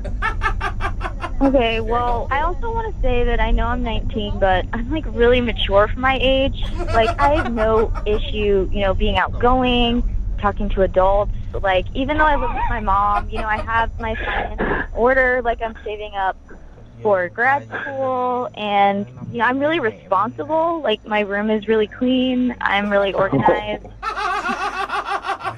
Like, I'm sure You guys stop laughing. I'm serious. I'm really mature. I'm a lot more mature than any of my friends. It's not funny. I'm serious. I'm sure you are. We just don't have that much in common. Like, even when we were talking, it's like we grew up at different times. Like, we don't have the same kind of connections on things. Like, you can't even have a glass of wine at dinner. You know what I mean? Like, it's just too far removed from where I am in my life. Well, in 2 years, I'll be able to drink with you. Just wait 2 years. 2-year anniversary. Yeah, at your 2-year anniversary, you guys could, throw down a few glasses of wine. Jeremy, I mean, what if she's right? Like, what if you just wait a little bit? My sister got married when she was 20, and they've been married for like 15 years, and they're totally happily in love. Yeah, but check this out. If it's this much work and energy before we even get to the second date, it's looking like a lot of drama. If you start out a relationship like this, it's probably not great. Maybe we got all the drama done up front. Out of the way. That's usually not the way it works. I really don't think the drama will be finished. Like, your mother is very invested in you and your brother's lives, and your mom asked if I wanted to go out with your brother after we went out. Like, that means that there's a lot of drama there inherently in your family. I'll tell my mom to cool off. Like, I'm not my mom. Like, I'll just tell her to I understand back that. off. But it's just too much. Like, the whole thing. I just think we deserve another shot. Like, one more date. Just one more date, and maybe, without all that drama, you'll see who I really am. Man, I feel bad, but I don't. Hang on, Jeremy. Let me ask you officially. Would you like to go out on a second date with Alana? We will pay for it. I don't think so. I think that she's a lovely girl, and I wish her all the best, and I wish her mother and her brother all the best. But I don't think I have a whole lot of time in my life for that kind of stuff. So, sorry, I'm not interested. Okay. Are you okay, Alana? No, I'm fine. I don't know. I think you're making the biggest mistake of your life, and you're gonna look back one day and really regret this. Oh my God. Oh, the passion. It's fine. I don't care. No, hey, I know it feels like this now, like this is a really big deal, but with like young people, like your generation, it's so easy to find people. You have a lot easier than I did at that age. Hey, you're gonna be great. That's not how I want to find someone, though. Well, do you want to find someone by your mom asking them to ask you out? I just feel like you're really missing out on something, but... And I don't know what Thank to say to that. Okay. Jeremy, would you like to go on a second date with Alana's brother? We'll pay for it. Or a first date, I guess. We'll pay for that. You can drink wine with him. Yeah. No, man, I'm good. I'm good on that. Brooke and Jubal in the morning. Just a lot of thirsty people sending in text right now at 78592. Either people want to go on a date with Alana or they want to go on a date with Jeremy. We're talking about today's second date update. If you missed it, Alana met this dude named Jeremy at her family reunion. He was actually one of the caterers there. And then they went out on a date, and Jeremy actually ran out of gas while driving them home, so she had to call her mom to pick her up. When we called Jeremy, he said that he was turned off for two reasons. One, he discovered that she was only 19. And two, when Alana's mom came to get her, she also whispered to Jeremy that he could also date her brother if he's interested. Oh, yeah. You like a family that gives you options. So his mom was just trying to get either one of them a date with Jeremy. Alana thought that Jeremy must have given some sort of signal that he's into guys or something like that. Otherwise, the mom wouldn't have done that. Yeah. And she insisted that she's really mature for her age, but in the end, Jeremy thought it was all too much and decided not to go out with her again. But everybody else on the text board wants to go out with either one of them, so I'm sure they'll find a date somehow. They'll be all right. Yeah. Remember, if you want to do a second date update, all you have to do is email the show, and we will call the person who didn't call you back.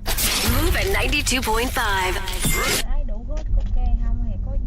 Moving 92.5. Brooke and Jubal's second date update.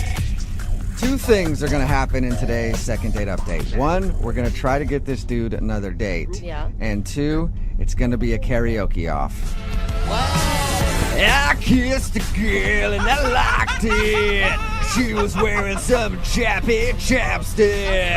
I kissed a girl, she was digging it. Hey everybody, check out my MySpace page. Oh my God, is that really your go-to song? Because it changes the meaning of that song a lot when you sing it. That is my go-to song, and I post all of my karaoke songs on my MySpace page. Okay, and they're all Katy Perry for some reason. Yes, they are.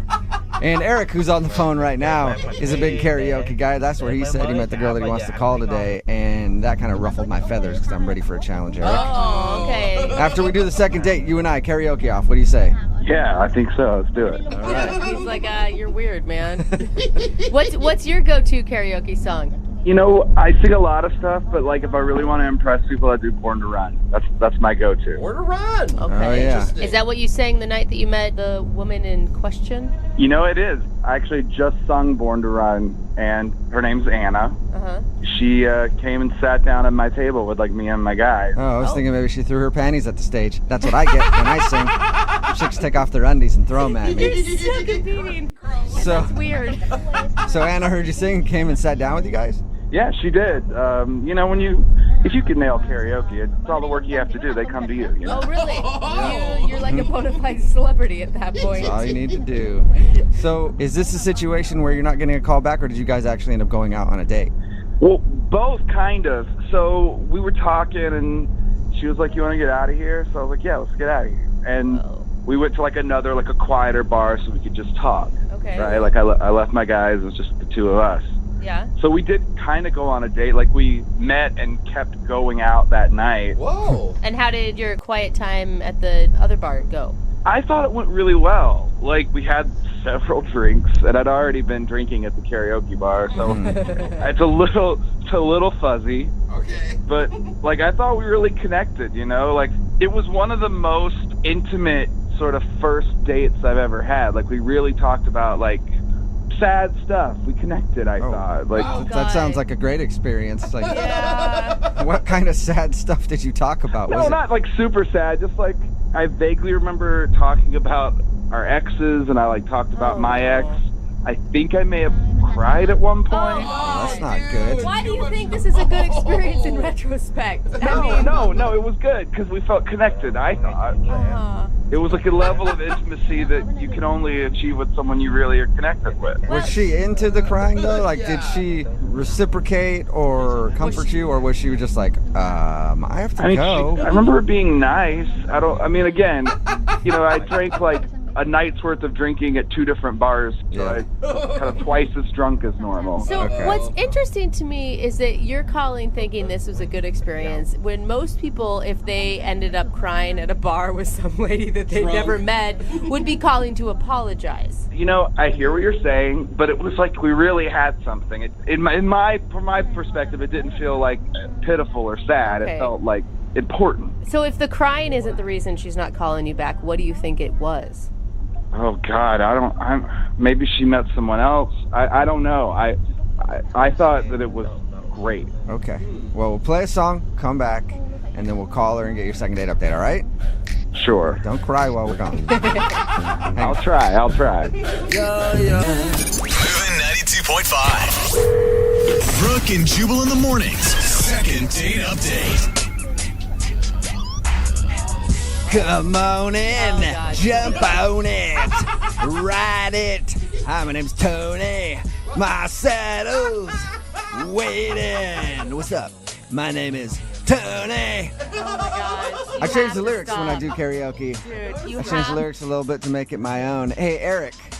Yeah. You know what that was?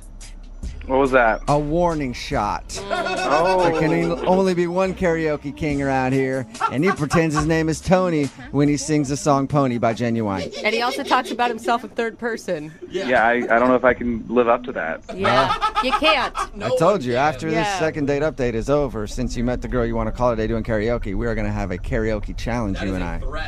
I'm shaking in my boots. I'm so scared You don't right have to now. tell me that, Eric. I can hear the fear in your voice. Jubal, he doesn't want to compete with you. He just wants to get a second date with this girl. Because he's heard my abilities. Yeah, that's what it is. Let me just refresh everybody's memory before we make the phone call. Eric met Anna at karaoke. They ended up like hanging out at a couple different bars that night. He's really confused why she's not calling back because he thought they had a great connection. He does say that he cried while they were hanging out, and they talked about their exes, which usually doesn't make for a good experience, but he swears that they really connected and it was much deeper than we're thinking. And I never heard, what was the last thing you guys said to each other?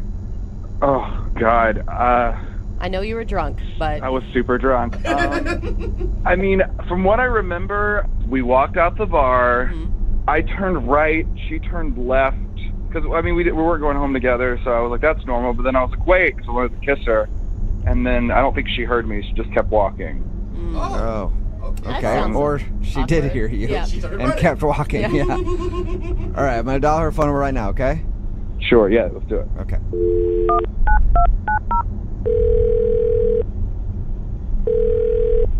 Hello? Hi, can I speak to Anna?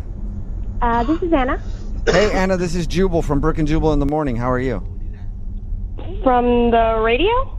Yes. Yeah. Are you familiar with the show at all? I've heard you guys once or twice. All right, awesome. That means clearly you were a big fan those 2 times that you listened. Or that once and then maybe the twice that you listened because you keep coming back for more. And Yeah, that's awesome. you can tell. Anna, I'm calling you today because we actually got an email about you from one of our listeners. About me? Yeah. From who? Well, his name is Eric, and you guys met at karaoke the other night. Oh, really? Yes. He says he had a really fun time with you the other night and wants to know why you're not calling him back. Wait, so he couldn't get in touch with me, so he called you guys? Yeah, well, according to him, he's tried to get in touch with you, but you won't call him back or text him back or anything. He seems to think that you guys connected on a whole nother level. I mean, at first, when I first met him, we connected and everything was great, but then it kind of went downhill from there. How did it go downhill? I don't know what he told you, but we kind of got into some personal stuff.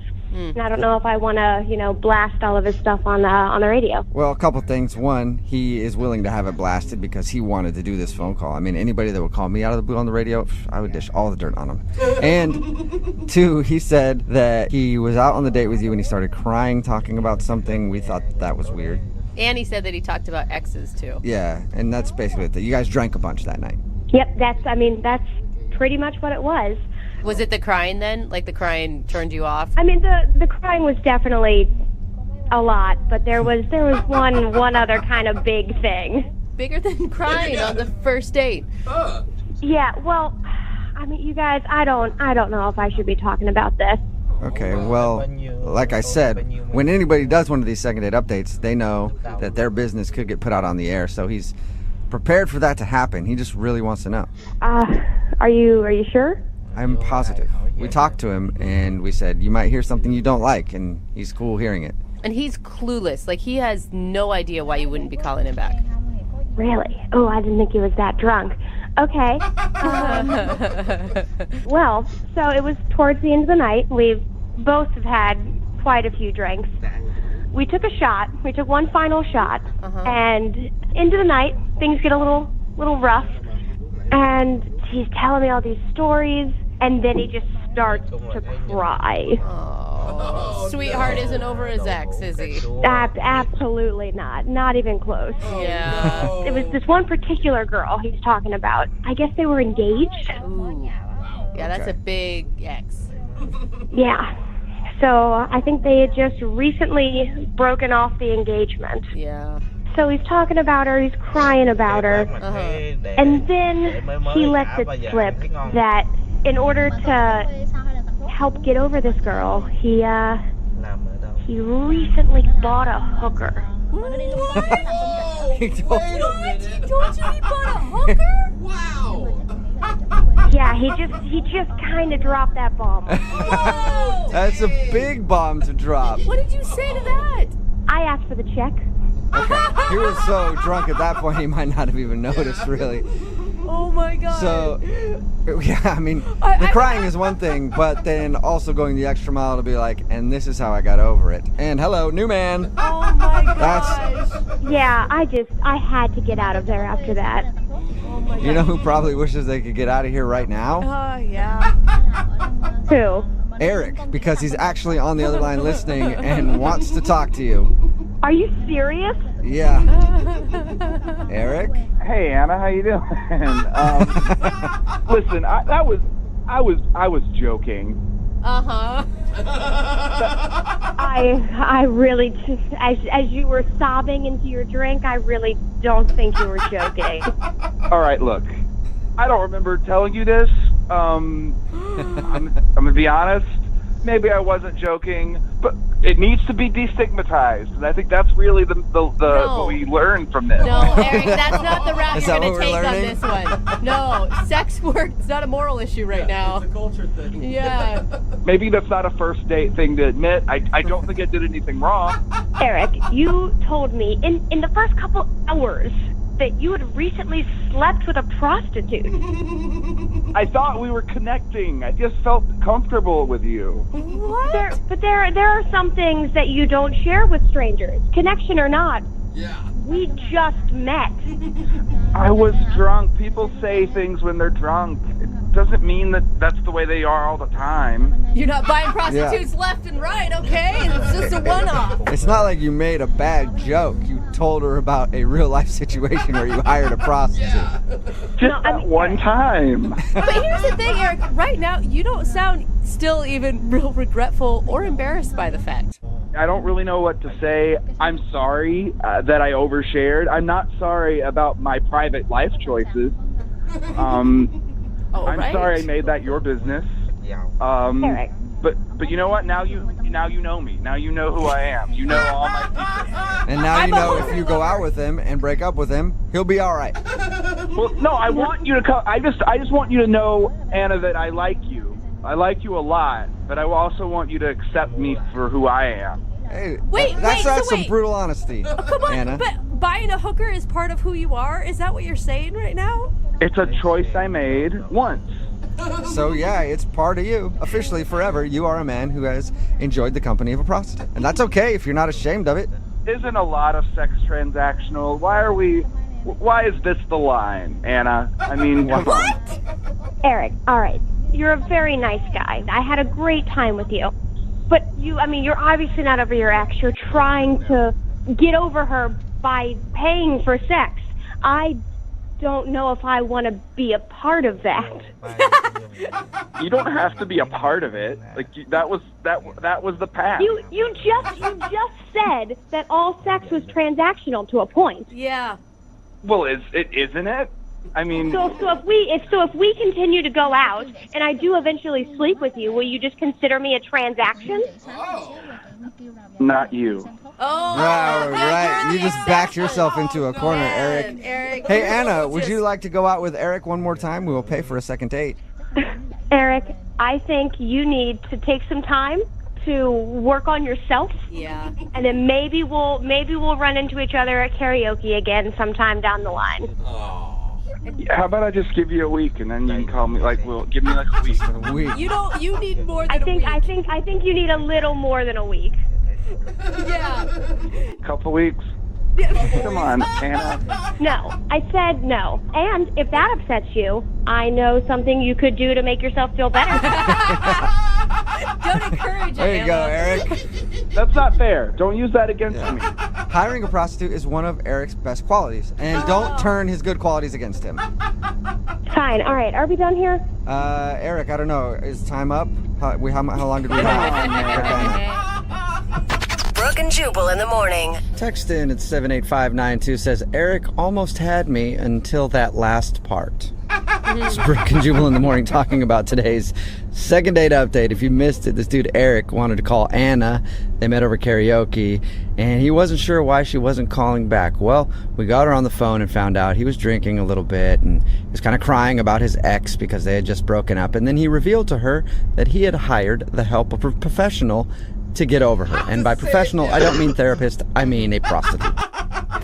Yeah. And he didn't really back down from that being a good idea. No, he owned it. Yeah. He was like, so what? I don't know. It's kind of a hard hump to cross. I don't think. I know what happens a lot. I don't think any girl can actually sleep with a guy knowing that he's been with. Well, would you be with a woman who slept with a hooker? Well, I yeah. I would. I don't have standards, Absolutely. so that's different. For sure. That's what I look for. It's like a deal breaker if you haven't. Text in 78592. That's the question. Would you sleep with someone if you really liked them and you knew that they had hired a professional one time to help them out in the sexuals department? And if you want to do a second date update, all you have to do is email the show and we will call the person who didn't call you back. Moving 92.5. Bà hỏi bao nhiêu, tôi này bao nhiêu mà nhiều đúng không? Nước đâu?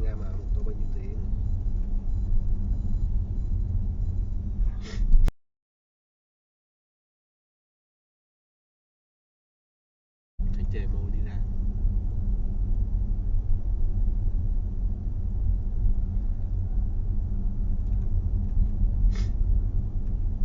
Bạn cũng giàu rồi. Bạn phải đạp xe đạp hay gì đâu. Không nghèo. Da tay bạn nặng. Bây giờ có hỏi đủ á nó. Chắc gần nhà, gần đâu đấy đạp xe đạp. Sao mẹ đó quá. Cái khu già với cái trên Hồng Sơn là làm gì? Có mấy bà ở dưới quê đây mới làm đồng làm ruộng gì mới khổ, cái người nó khổ. Mấy người mà làm ruộng. thì mà nó cũng sung sướng. Đạp xe đạp.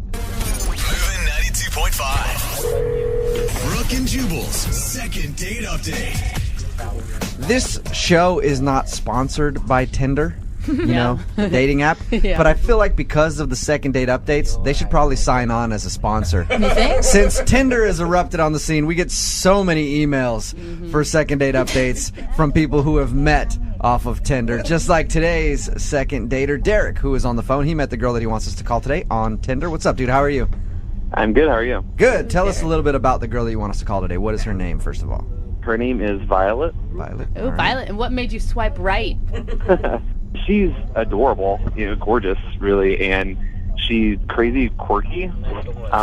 Could tell that You off. can tell that off from her picture. She's crazy quirky. Yeah, and she I was had like- glasses on. Yeah, I think on Tinder, basically, whatever makes you swipe right is the fact that they are hot, and you thought, hey, maybe there's a chance that we'll swipe right too, and then we can both agree to But you, I meet mean, somewhere. You don't ever look at a picture and go, she has a great personality. Not on Tinder. She just looked really goofy in the picture, and it was different than all the other, like, when you put a bikini on and press my boobs together pictures. You still swiped right on those, but this one you swiped right on because you felt like she was going to be funny. So anyway, she obviously liked your picture too, and then you guys started talking. How long did you talk before you actually met up?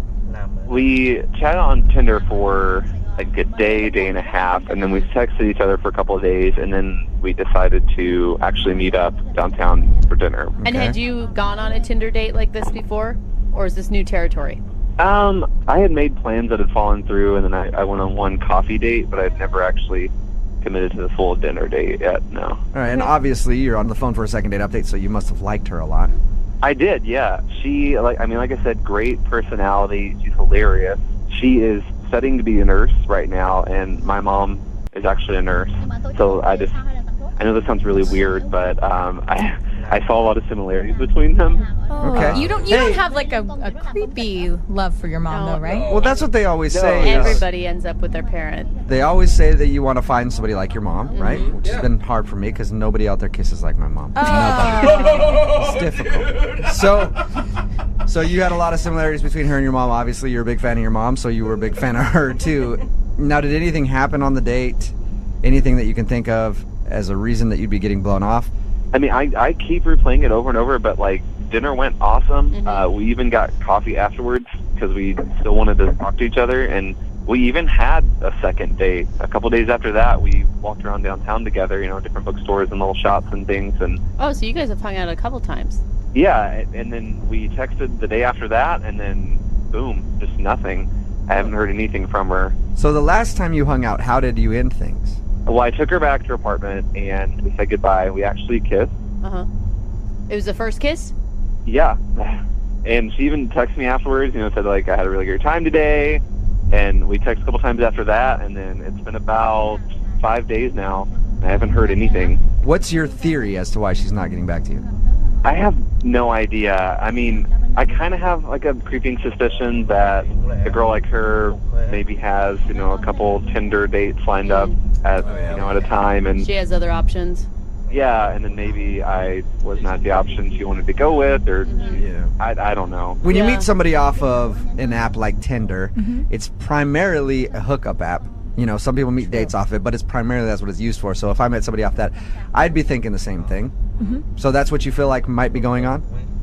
Kinda, I guess, but she never really seemed too like preoccupied or anything. So I have no idea. Yeah, that's what I was going to ask you. I was going to ask you if she did anything to make you think that, or that's just what you're assuming.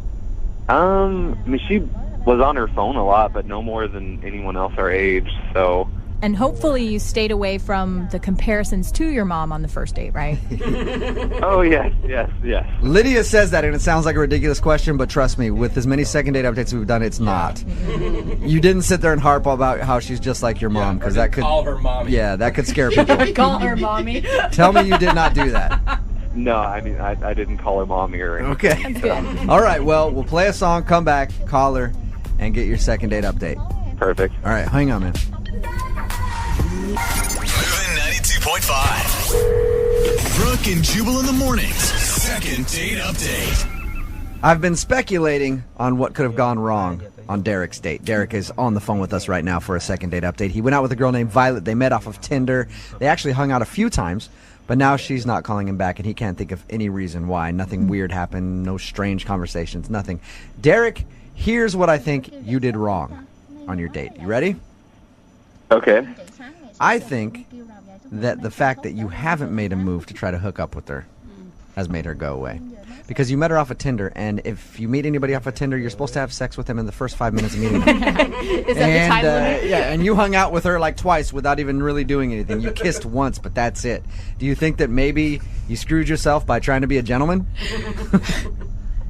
I mean, I guess that's a possibility. I don't know. I didn't think she was that type of girl, but I mean, I guess that could be it. Just goes to show you need to change your way of thinking, Derek. Every girl is that type of girl from now on. All right, whenever you go out. All right, man. I'm about to dial the phone number right now, see if we can get her on the phone, get your second date update. Cool. Thank you guys so much. Okay, here we go. I'm going to dial the phone number right now.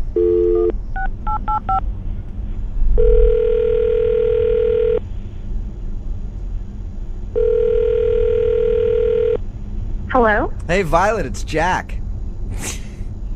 I'm sorry, who? Jack, we met off Tinder. What up, girl? Remember me? No. You don't? We totes hung out like 5 times. Sorry, I think you have the wrong number. No, hey, Violet, don't hang up. This is actually Jubal from Brooke and Jubal in the morning on Moving 92.5. Okay. We've never met on Tinder before. Do you listen to the radio show at all? I mean, I've heard of it. You've heard of it, okay. You recently went out with one of our listeners, and now you're not calling him back, and he likes you a lot and would love to see you again. But since you're not answering his calls, he asked us to call you and see if we can get you on the phone and ask if there's something wrong with him. His name is Derek. Okay. You remember meeting Derek off of Tinder? Yeah. Derek says he's been trying to get a hold of you for a little while after you guys hung out a few times. Do you not like Derek? Well, he's a liar, and I really don't deal with liars. What do you mean that he's a liar? Everyone I meet on Tinder is a liar. And I really don't have time for guys like that. Do you mind telling us what you think I don't mean to say what you think because that assumes that he didn't lie. Do you mind telling us what he lied about? Well, Derek told me he had Seahawks tickets and that he was going to take me to the next game. And then the game came and went, and guess what? No invite. Wait. So, okay, Violet, you feel like he lied to you about inviting you to the Seahawks game? Yeah, obviously. He probably doesn't even have Seahawks tickets. He's probably just trying to make himself look good, being all like, oh yeah, I have Seahawks tickets, baby, I want to take you. But don't you think maybe he could have invited you to another game? Like you may be jumping the gun, assuming that he's just a lying jerk right away? I'm sorry, what's your name? Jubal? Jubal, I didn't call you. You called me. True. Okay, and I'm telling you the truth. Okay. He told me that he had Seahawks tickets and that he was going to take me to the next game. So he's a liar because he didn't do that. Did you? He is a liar, just like every other guy I've dealt with. Okay. Did you ask him about the game afterwards, or? Honestly, I don't even want to talk to him anymore because, like I said, I just don't deal with that. Wow. Okay. You sound so upset. Uh-huh. And you don't really have proof that he doesn't have tickets, right? He just didn't invite you. I'm just a little confused. Okay, what don't you understand about the fact that he told me he was going to take me somewhere and then he never invited me? That's the lie. Got it. All right. Thank you, Violet. Thank you for explaining it to me that way. I do understand now. And I agree. I wouldn't want to go out with somebody that lied to me either, especially if they strung me along with like going to a Seahawks game or something and they never invited me. So I understand why you don't want to call Derek back. Finally, you get it. How many times do I have to explain this to you? Hey, Violet, I'm just... Don't judge me and don't call me anymore, Violet, okay? Violet, I'm not judging you at all. I'm actually on your side. I'm saying if he lied to you, then you have every right to be upset at him. Okay?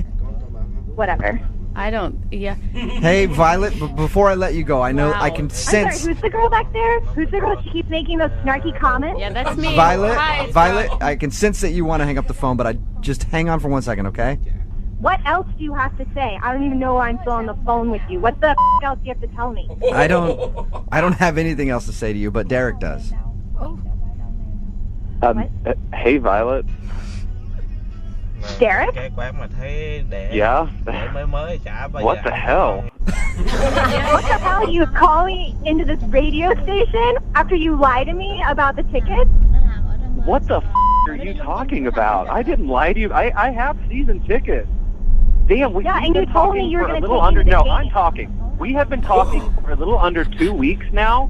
Yeah, I have season tickets. I didn't take you to that game because I'd already promised that to my best friend. You know, I assumed that you knew, since you seem like such a damn big Seahawks fan, that there's going to be more than one home game.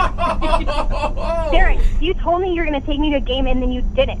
I was going to take you to the next game, but that now. You know, maybe you should let people on Tinder know that you're such a selfish before they start talking to you. That you're just trying to whore yourself out for Seahawks tickets. Jeez. I feel like swinging. Yeah.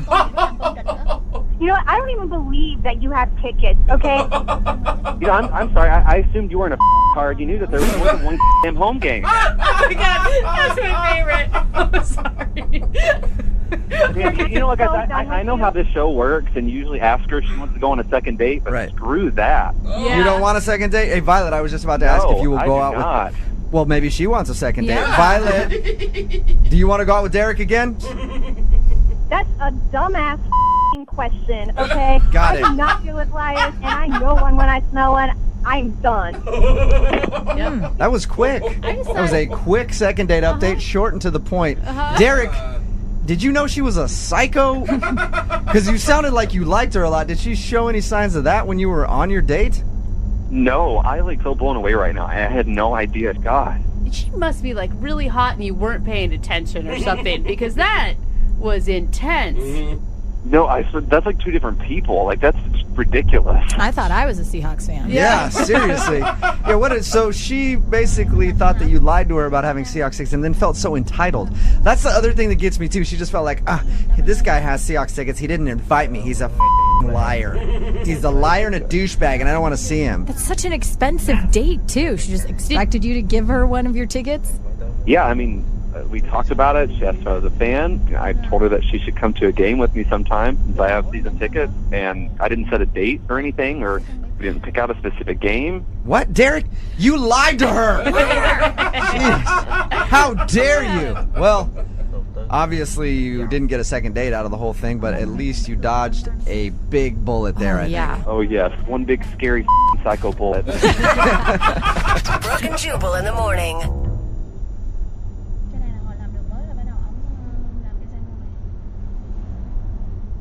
Mua lại hay sao? Chắc chị nghĩ là ông đấu giá, ông trúng thầu đặng chiên bà mua rồi. Trúng cái đó nè. Moving 92.5. Second date update. One of our listeners, Jordan, sent us an email asking for a second date update.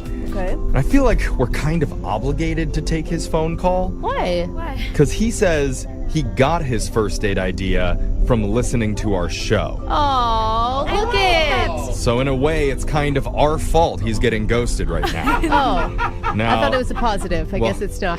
I mean, he's not getting a call back from this woman. But Jordan, did you take her to the cafeteria at the courthouse to interview criminals? Like Jose's segment, What You Doing at the Courthouse?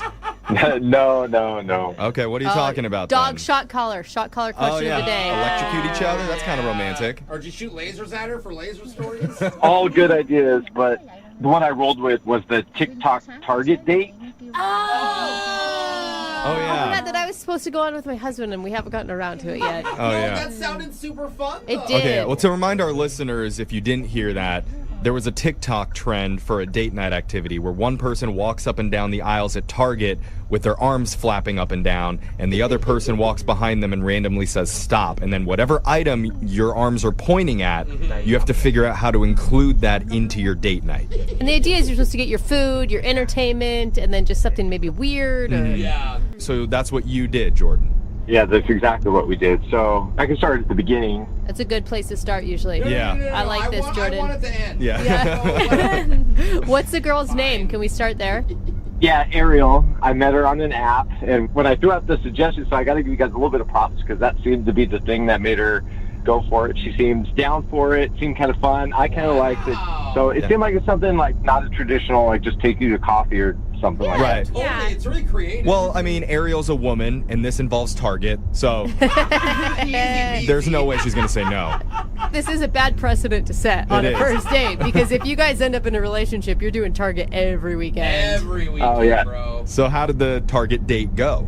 Well, we got the weirdest items. Like, she's the one who was doing the flapping, so I don't know if she was trying to make it extra weird, but What'd you get? a 6-pack of paper towels, and that was like, okay, we could do something with that. That's good no matter what. Yeah, clean your apartment. There you go. Okay. We got frozen peas, That's not that bad. Okay. chocolate milk. All right. Ooh, yeah. This sounds like Sounds like one of my meals I'm feeding to my 3-year-old. And this is where it may have went a little south, is we got adult diapers. Oh, no. You have to use them on the date? Yeah. Please just eat the peas out of them. Don't do the other thing. Did you incorporate everything? Oh, yeah. There's still one more item. We got some entertainment to go along with it, which was Bob's Builders box set.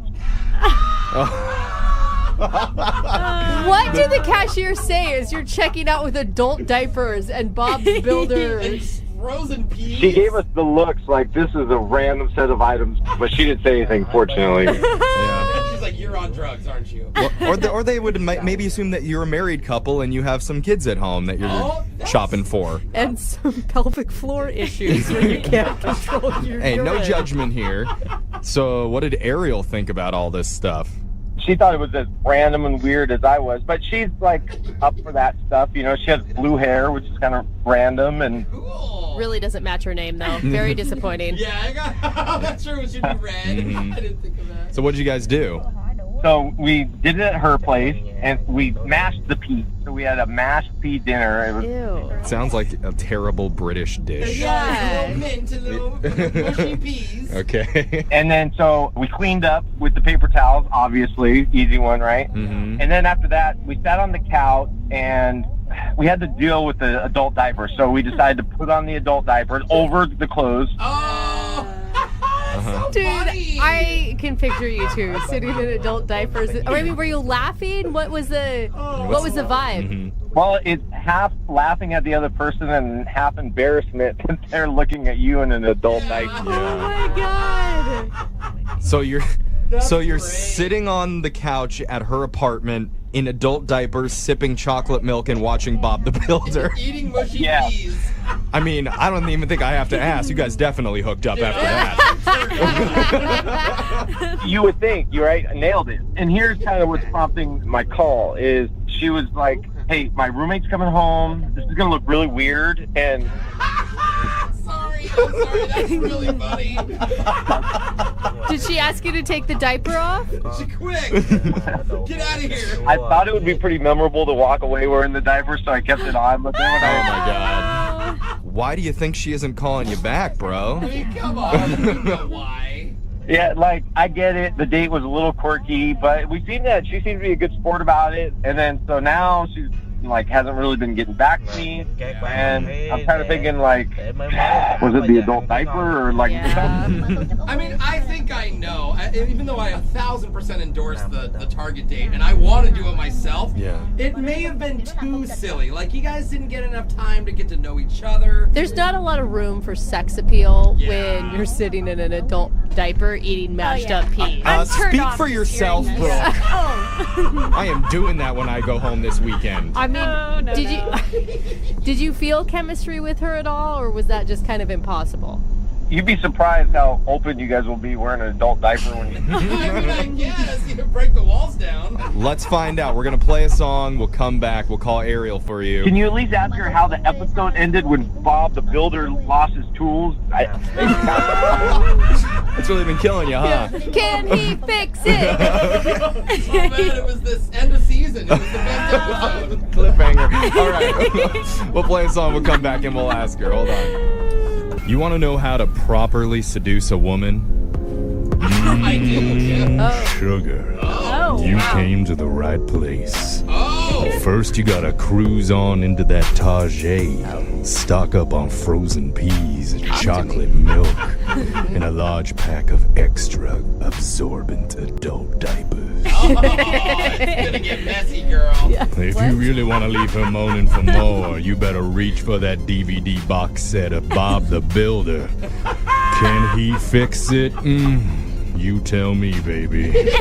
You tell me. I think he can. Oh, she's fixing it with 3 X's. Yeah, I wish I was making any of that up. Oh my God, it's crazy. That's actually what one of our listeners, Jordan, did for his first date. Now, he did that because of the TikTok Target trend that we talked about on our show, where you take someone to Target, you grab a bunch of random items off the shelves and figure out how to turn those things into a fun date night. And those were the items that they ended up with. Peas, paper towels, chocolate milk, a DVD of the Bob the Builder, and adult diapers. Yeah, that was it. I gotta say, man, I don't know if I would have picked the aisle with the adult diapers in it to even go down. You know? Yeah. What else is in that aisle? I know. How did you not hit the wine aisle Right. in this whole trip? In retrospect, I would have picked different aisles, but I don't go to Target that much. Yeah.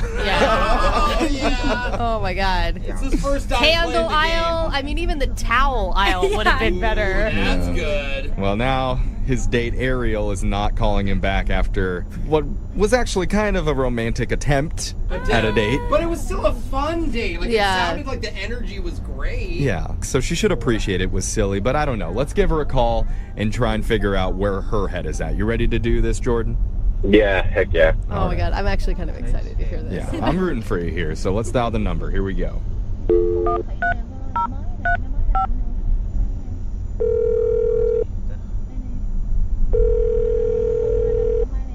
Hello? Hi, is this Ariel? Yes. Hi, Ariel. My name's Jeffrey from the radio show Brooke and Jeffrey in the Morning. How are you doing? Fine. Cool. Yeah. Most normal answer we've ever heard. Yeah, but also a little bit of anger behind that, I heard. What? When a woman says fine. Anyway, the reason I'm calling is we're doing a segment called a second date update. Have you ever heard of that before? No. What is that? So basically, that's where if you go out with someone and afterwards, if your date isn't calling you back, you can email our show and we'll reach out to them for you to ask them the reason why. Okay. Okay? And so recently you went out with a guy named Jordan. Oh. Uh-huh. Oh. I Yeah. feel like we have to take some blame for the Target date that he told us about because he heard about it on our show. Oh my gosh, he told you about it? Yeah. Oh, yeah. He told us that you went to Target together, you ended up grabbing a bunch of random items, including frozen peas, chocolate milk, adult diapers. Because he was like telling you when to stop. He did tell you that? Yeah, he told us the whole thing, and that you ended up going back to your place and using all those items and then watching Bob the Builder on your couch. He did want me to ask you how the episode of Bob the Builder ended, that you kicked him out where he loses his tools. Of course. I'm not going to talk about it. I didn't watch it. Oh. You turned it off. No. So Jordan understands that it was a weird date, that it wasn't the most romantic thing, but he was just trying to roll with it. Can you maybe give him the benefit of the doubt there? Well, okay. So, like, it was kind of funny at the time, you know, like, and in the beginning, it's a funny idea. It's like not a standard date, which I'm all for. But then once we're back at my place and we're like starting to implement everything, I figure out what's going on, and I'm kicking myself because I'm like, why didn't I see this earlier? He totally did this on purpose. Whoa, oh my gosh. What? Did what? So, like, I'd be flapping, and, like, he would say stop, and we're in the frozen food section, you know, and I look up where my arm is pointing, and I think I'm pointing at dessert, and he's like, oh, it's frozen peas. And then, like, going past toothpaste and mouthwash and, like, chapstick. You know, all these, like, romantic date kind of things. You think toothpaste and mouthwash is romantic? Well, it could be set you up for a good makeout session. I see what you're saying. Exactly. So, like, this is what I'm thinking.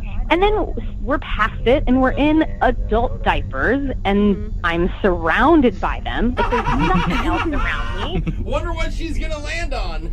Yeah, and then, like, okay, adult diapers. This is, like, getting weird. But, again, you know, like, at that point, I'm still thinking, this is hilarious. We're going to, like, make it funny. Yeah, you don't think that's his intent now? Well, no, and here's the thing. So once we're back at my place and we're, like, getting it set up, I'm putting on a diaper and he's asking me to help with his, and I'm, like, helping him put on this diaper. It's a little weird. And then we're, like, settled into the couch, and he's there with his mushy peas and his chocolate milk, and he's watching Bob the Builder. I'm just looking over thinking, oh my gosh, I got roped into a date with an adult baby, and I'm just definitely not into it. Time out. I wouldn't call it timeout. That's Don't do any favors. Ariel. Ariel, this is Jordan. Yeah, hold on, Jordan. I need to tell her, Ariel, Jordan's been on the other line listening, and he wants to talk to you. Oh my God, what are you doing? What am I doing? I'm trying to find out what went wrong with our date, and now I'm finding out what went wrong with our date, and you're thinking that I somehow have this evil genius plan to, like, get dressed up like a baby. Like, you were flapping your arms. Everything was randomly picked. Like, But it wasn't random. It wasn't random. I swear to you, I was pointing at ice cream sandwiches, and you pick peas. I don't know Target, okay? Like, I don't even go to Target very much. Yeah, the only time he's gone, he was riding inside one of those little red cars. He couldn't see.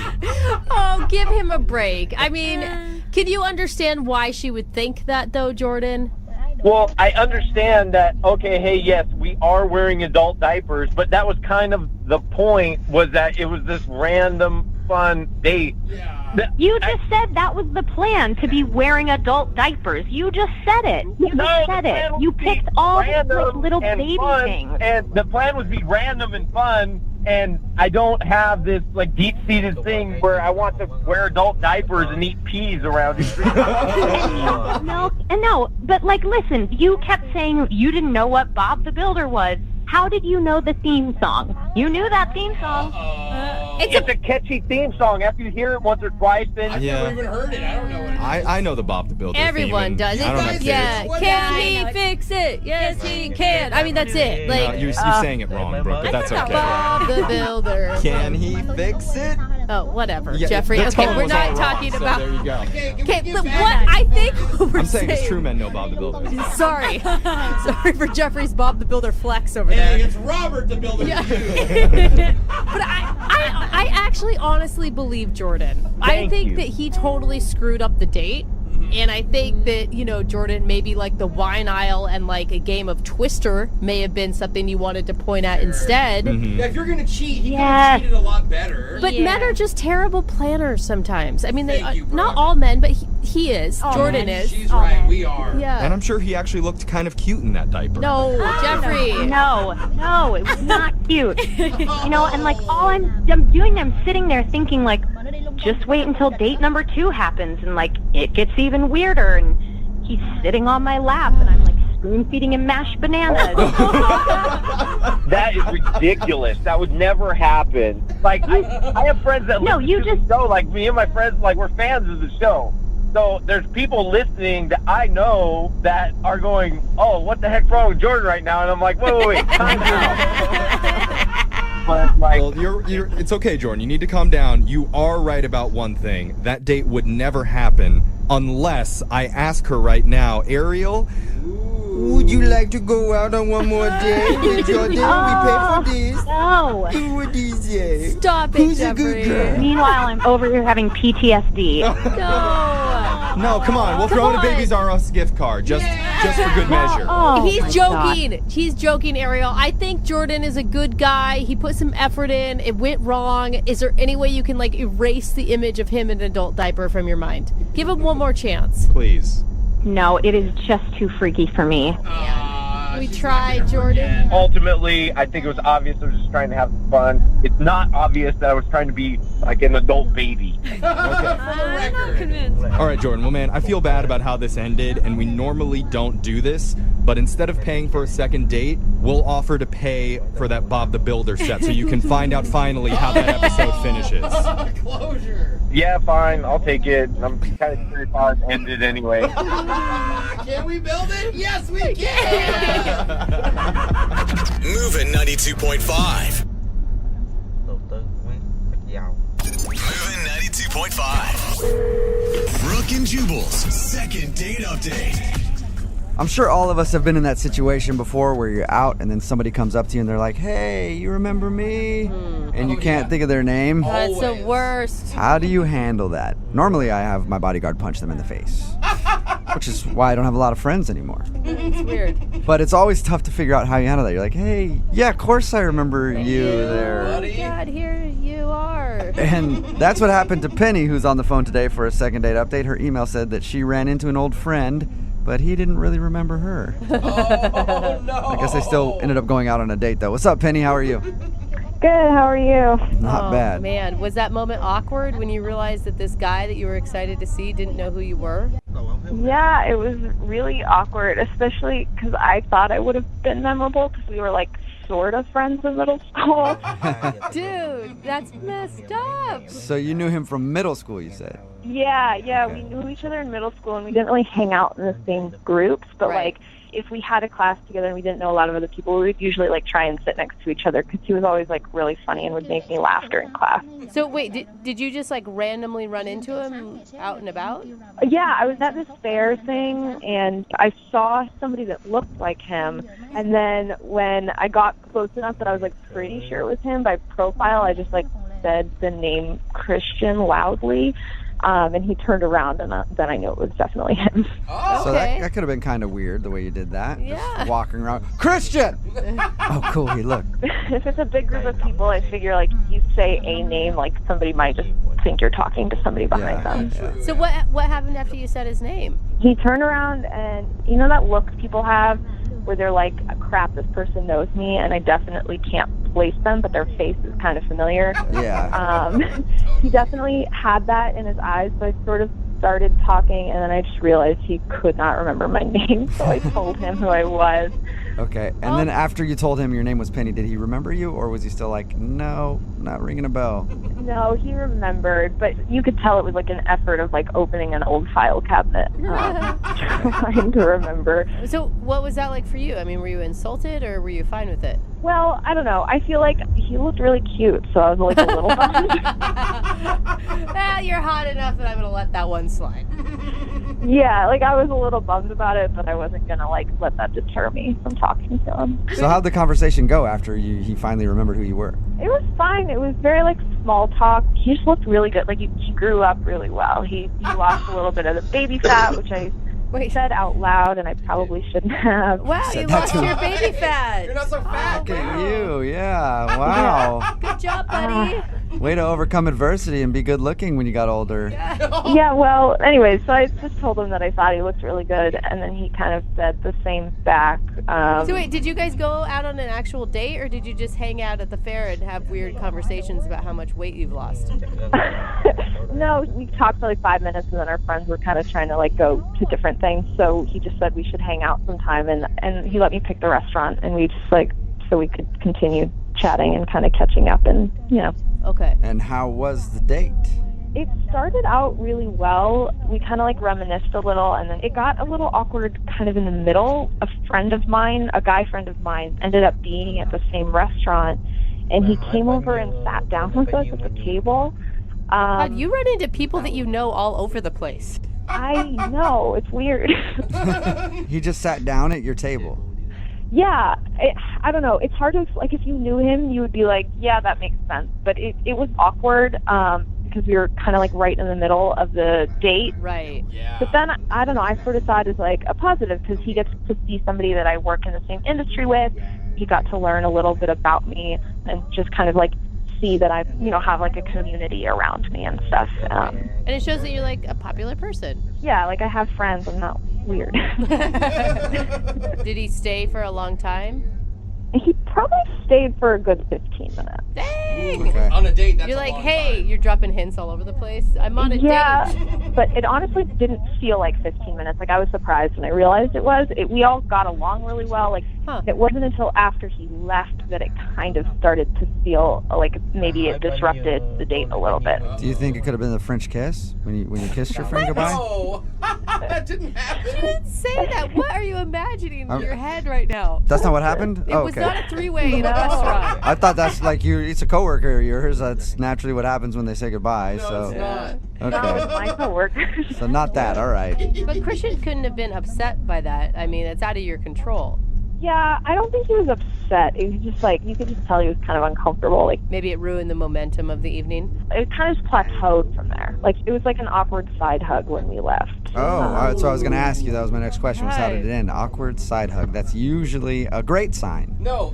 Yeah. at the end of a date. Yeah. It's not. Man. You know what? Maybe he hasn't grown up very much. Maybe he's still awkward around girls, and like it was uncomfortable for him to give you a hug. Maybe. I don't know. I felt really good about the date in general, so I didn't really know, like, if he thought I was, like, dating the other guy or was interested in the other guy or if that guy was interested in me. I just didn't really, it was really hard to read him at the end of, like, how he thought the date went. All right. And have you talked to him since? I've reached out a couple times, and I feel like I've kind of gotten the brush off a little. So I just kind of want to get a hold of him and see if I can, like, explain my side and just clear the air. If that guy was the issue, you know. I wouldn't get panicked about it because that guy might not be the issue. There could be a slew of other issues that you don't know about, you know? Yeah, maybe it wasn't as good on his side as I thought it was. I was going to tell her it sounds really salvageable, but apparently not. You never know. All right. One side is giving me hope. Yeah. All right, we'll play a song, come back, and then call him and get your second date update, all right? Okay, sounds good. Okay, hang on. Moving 92.5. Brooke and Jubal in the mornings. Second date update. All right, we're right in the middle of a second date update, and if you missed the first part, Penny is on the phone, and she's upset because she's not getting a call back from a middle schooler that she went on a date with. No, you're saying that's so wrong. Sorry. I should probably clarify. Yeah. Penny, unless you don't want me to clarify. No, please do. Okay. Penny went out with a dude named Christian. They actually know each other from middle school. She saw him at a fair and she yelled out his name. She was like, "Hey, Christian." And he didn't really remember her until they started talking. They ended up going out to dinner and having a fun time. She does think the reason that he might not be calling back is because one of her friends kind of showed up and sat down for like 15 minutes in the middle of the date. And it might have been kind of strange. But other than that, we have no idea why he's blown her off. I think that you are going to get a second date out of this and that there's some, like, reasonable explanation for all of it. I hope so, because, like, he's really cute and funny, and I don't know, it'd be nice to see him again. Yeah. All right. I'm going to dial his phone number right now. Here we go.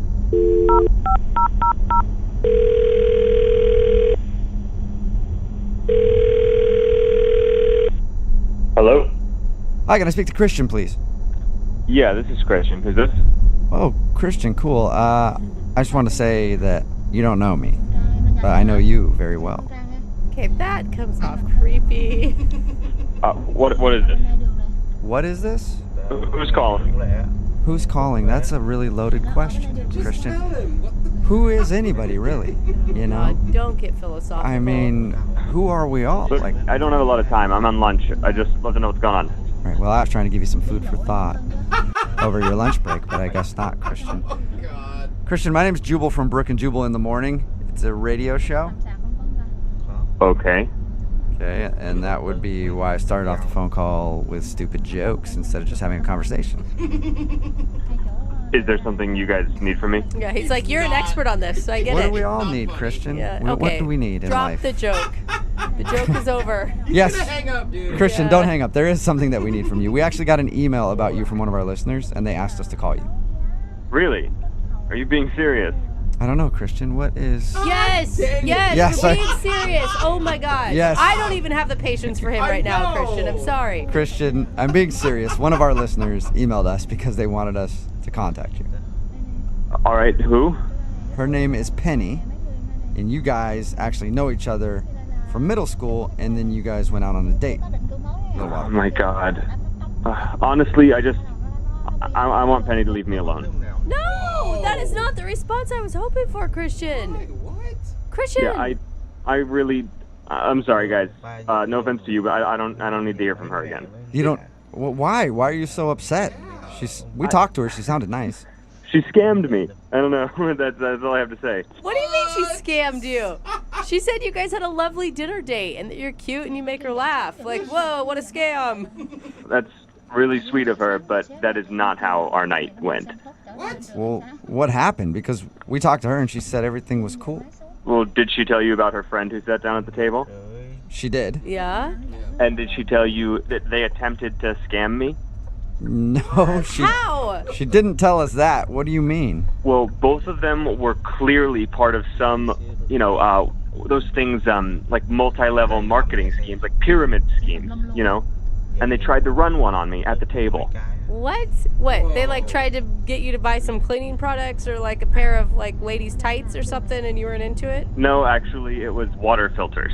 Oh, you're kidding. They're trying to sell you water filters? Yeah, not a joke. They were trying to sell me some pure as Amazonian rainwater water filters. Look, man, it sounds like you're upset about that. I think it sounds fabulous. Oh, come on. Are you sure you didn't just misconstrue what they were talking about their work and you just thought that they were pitching you or something? It was just way too coincidental. Her friend comes over to the table. Oh, they both love selling water filters. Oh, they want me to sell water filters. Oh, you have a pamphlet on how to sell water filters. Oh, wow. What's next? Okay. Excuse me, Christian. This is Penny on the phone. I don't feel like I'm really being fairly represented right now. Am I allowed to cut in? Even if you weren't, you just did, so that's fine. You're on the phone now. Well, I feel like I'm being dragged in the mud, and I want to defend myself. Why is she on the phone? Are you? Is this all part of this scam? Are you all trying to sell me water filters? No, Christian, not yet. Not yet, at least. We're not in the water filter business, but it sounds like Penny is.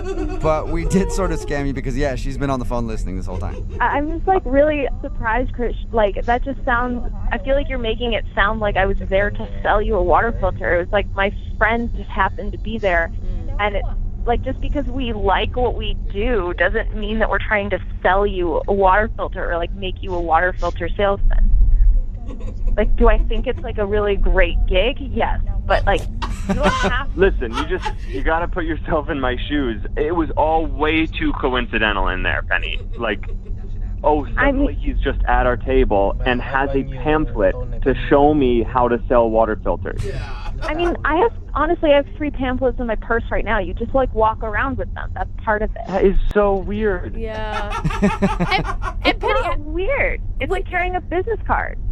It's not like carrying a business card, Penny. No, because you're trying to involve everyone around you in your little pyramid scheme, and not everyone wants to be a part of it.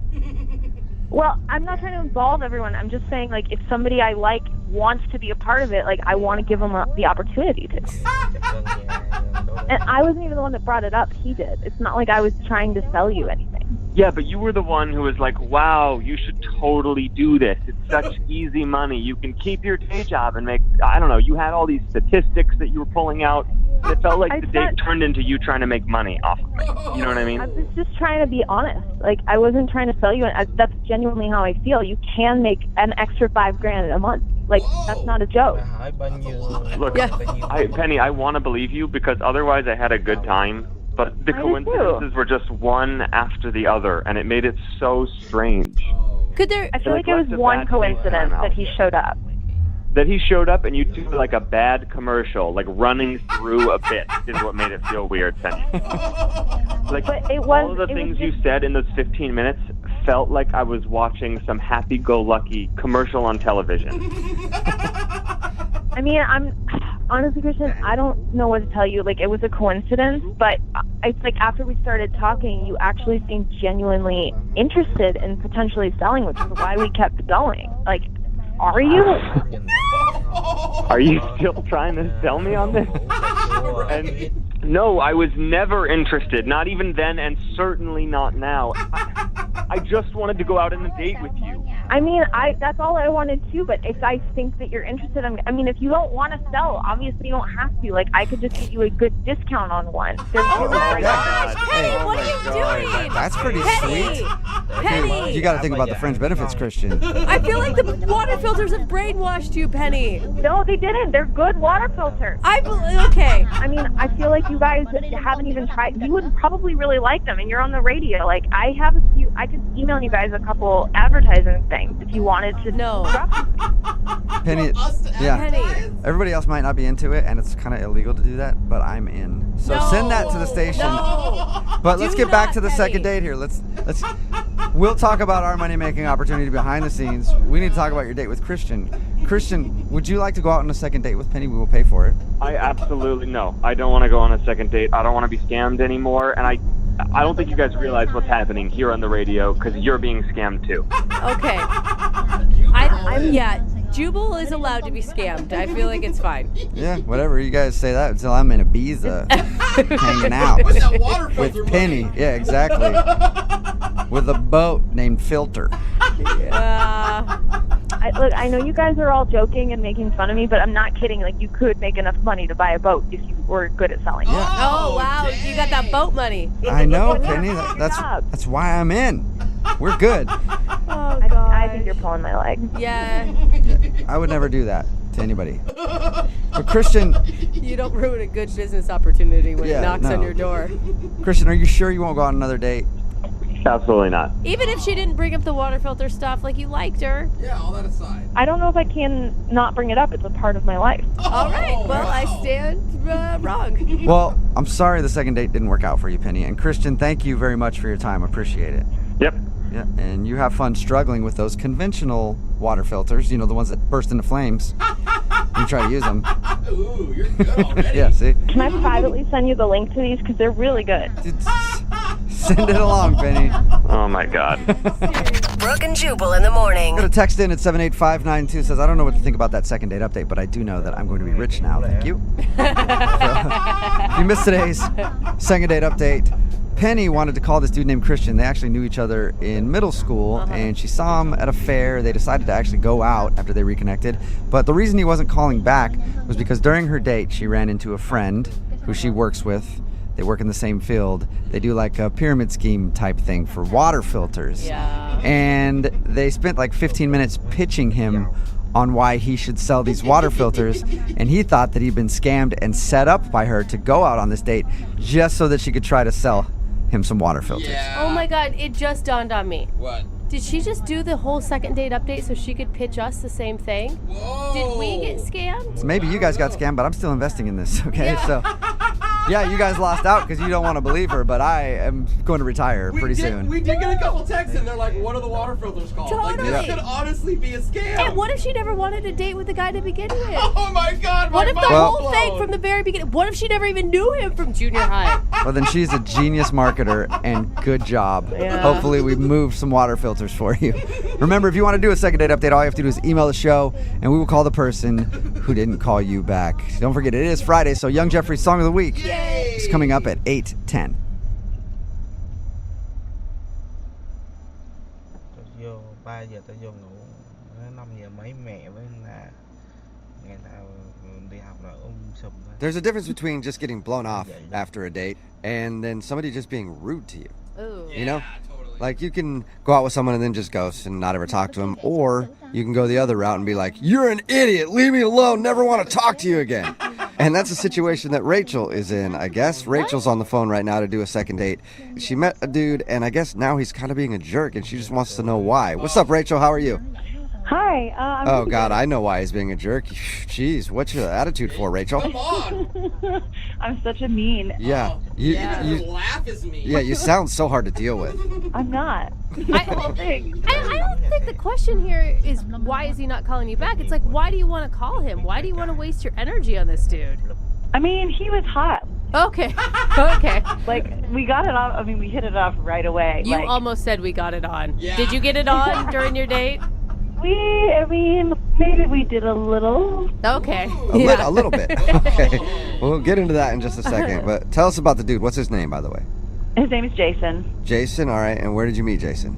I met Jason at a house party. Okay. We were at this party together, and I was in the other room, and I could, like, see into the kitchen. Uh-huh. And I could just, like, tell from the back of his head that he was, like, so hot. Like, I just saw him. I didn't even see his face. Dude, if a man is hot from the back of his head, he is definitely. Well, you ever look at someone from behind and you're like, man, they're hot. Yeah. But sometimes they turn around and you're like, whoa, was I wrong? Yeah.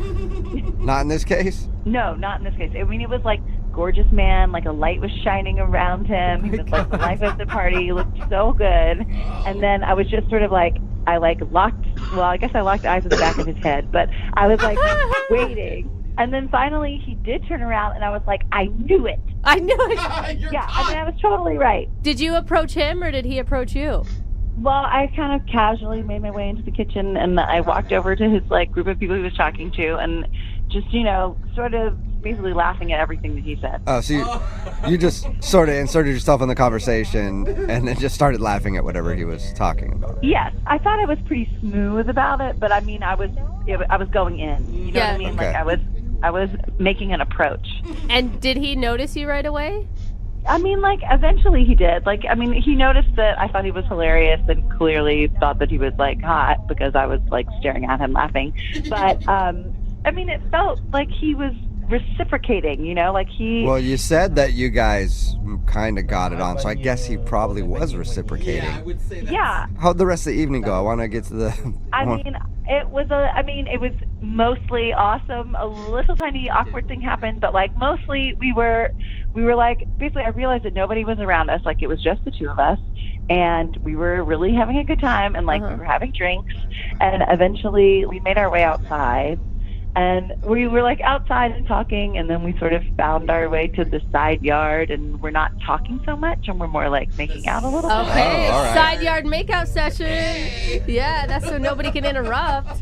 Yeah, I mean, it was kind of great because it was just like we were still like at the party, but we were like in our own little space, and like we basically started like fooling around, and we were having a lot of fun. Things were getting a little like crazy. And we sort of slammed into a trash can. Jeez. Yeah, things were getting Wow. crazy. Oh, damn. My God. Yeah. She grabs it and just... Yeah. Seriously. What happened? Well, the trash can was one of those like loud kind, and it like tumbled to the ground, crashing into the pool deck area. It was really loud and a little Jeez. awkward. Okay. And basically, the host came out with a flashlight and totally shined it on us. That's awesome. Break it up. Yeah, they're expecting raccoons and they come Seriously. around to see you guys making out. Yeah, I mean, it was like we were totally caught. Like, Yeah. I just picture the two of you, like, like you're bent over and you're looking at the flashlight and your beady little eyes. Yeah, totally. it was a lot like that. Okay, that's nice and awkward. Did you go back into the party after that? I mean, like, yeah, we sort of like got ourselves together and we like it was funny. We thought it was funny. Okay. And then so like a couple days later, basically I texted him and he was like, "Who's this? I have a new phone." And then I was like, "I'm Rachel from the party." Like Rachel, the not raccoon from the party. Yeah, totally. And now he is being really rude. What do you mean? How is he being rude if he doesn't know who you are? Well, exactly. That's what I'm saying. He's acting like he doesn't know who I am. But I mean, how could you not remember that? I mean, like, how could you forget that? So. And you sure you have the right phone number? We texted that night. Like, I saw him receive a text from me that night. And then, like, we texted for a couple days after. And now it's like, now he's acting like I don't exist. What is he saying? Like, I mean, after "who's this," did he respond? Well, when I said I'm Rachel from the party, he was like, Rachel who? What? Yeah, he was like, I don't know you. Leave me alone. Leave me alone. I don't know you. Wow, all right. I'm like, dude, you know me. Like, I know you know me. I mean, unless he was blackout drunk for 2 days, but like, no. For 2 days, it could be a possibility. Yeah, it could be, but it just, like, you probably at this point just want to know why he's being so rude to you. Exactly. I want to know why he's being so rude to me. And it's like, it feels like there's something else going on. Like, maybe his girlfriend was out of town and that's, Oh, good point. Yeah. I didn't even think of that. That's why he would be like, I don't know you, Yeah. because his girlfriend might be checking his phone. his text messages.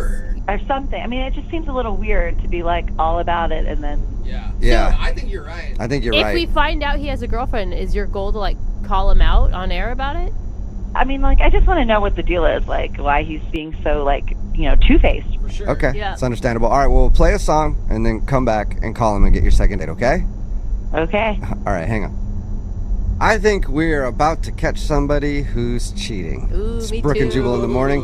If you're just joining us for the second date, Rachel is on the phone, and she met a dude at a party. They ended up having a good time. They even hooked up outside by the trash cans and knocked over a trash can, and the host of the party thought they were raccoons getting into the trash and actually caught them in the act. That was embarrassing for her. But anyway, she liked the dude a lot. They texted a little bit right after meeting, and then he disappeared. And then she texted him again, and he said, new phone, who this?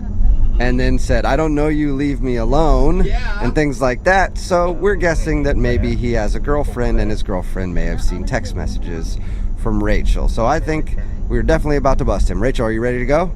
I'm ready. Ooh, I forgot to ask you, have you done any like detective work, like found him on social media, asked your friends about what his relationship status is? I mean, I asked our friend who's the host of the party, but he's like a friend of a friend. Oh. So, like, I don't really know his last name. There are a lot of Jasons in the world. Yeah, there is.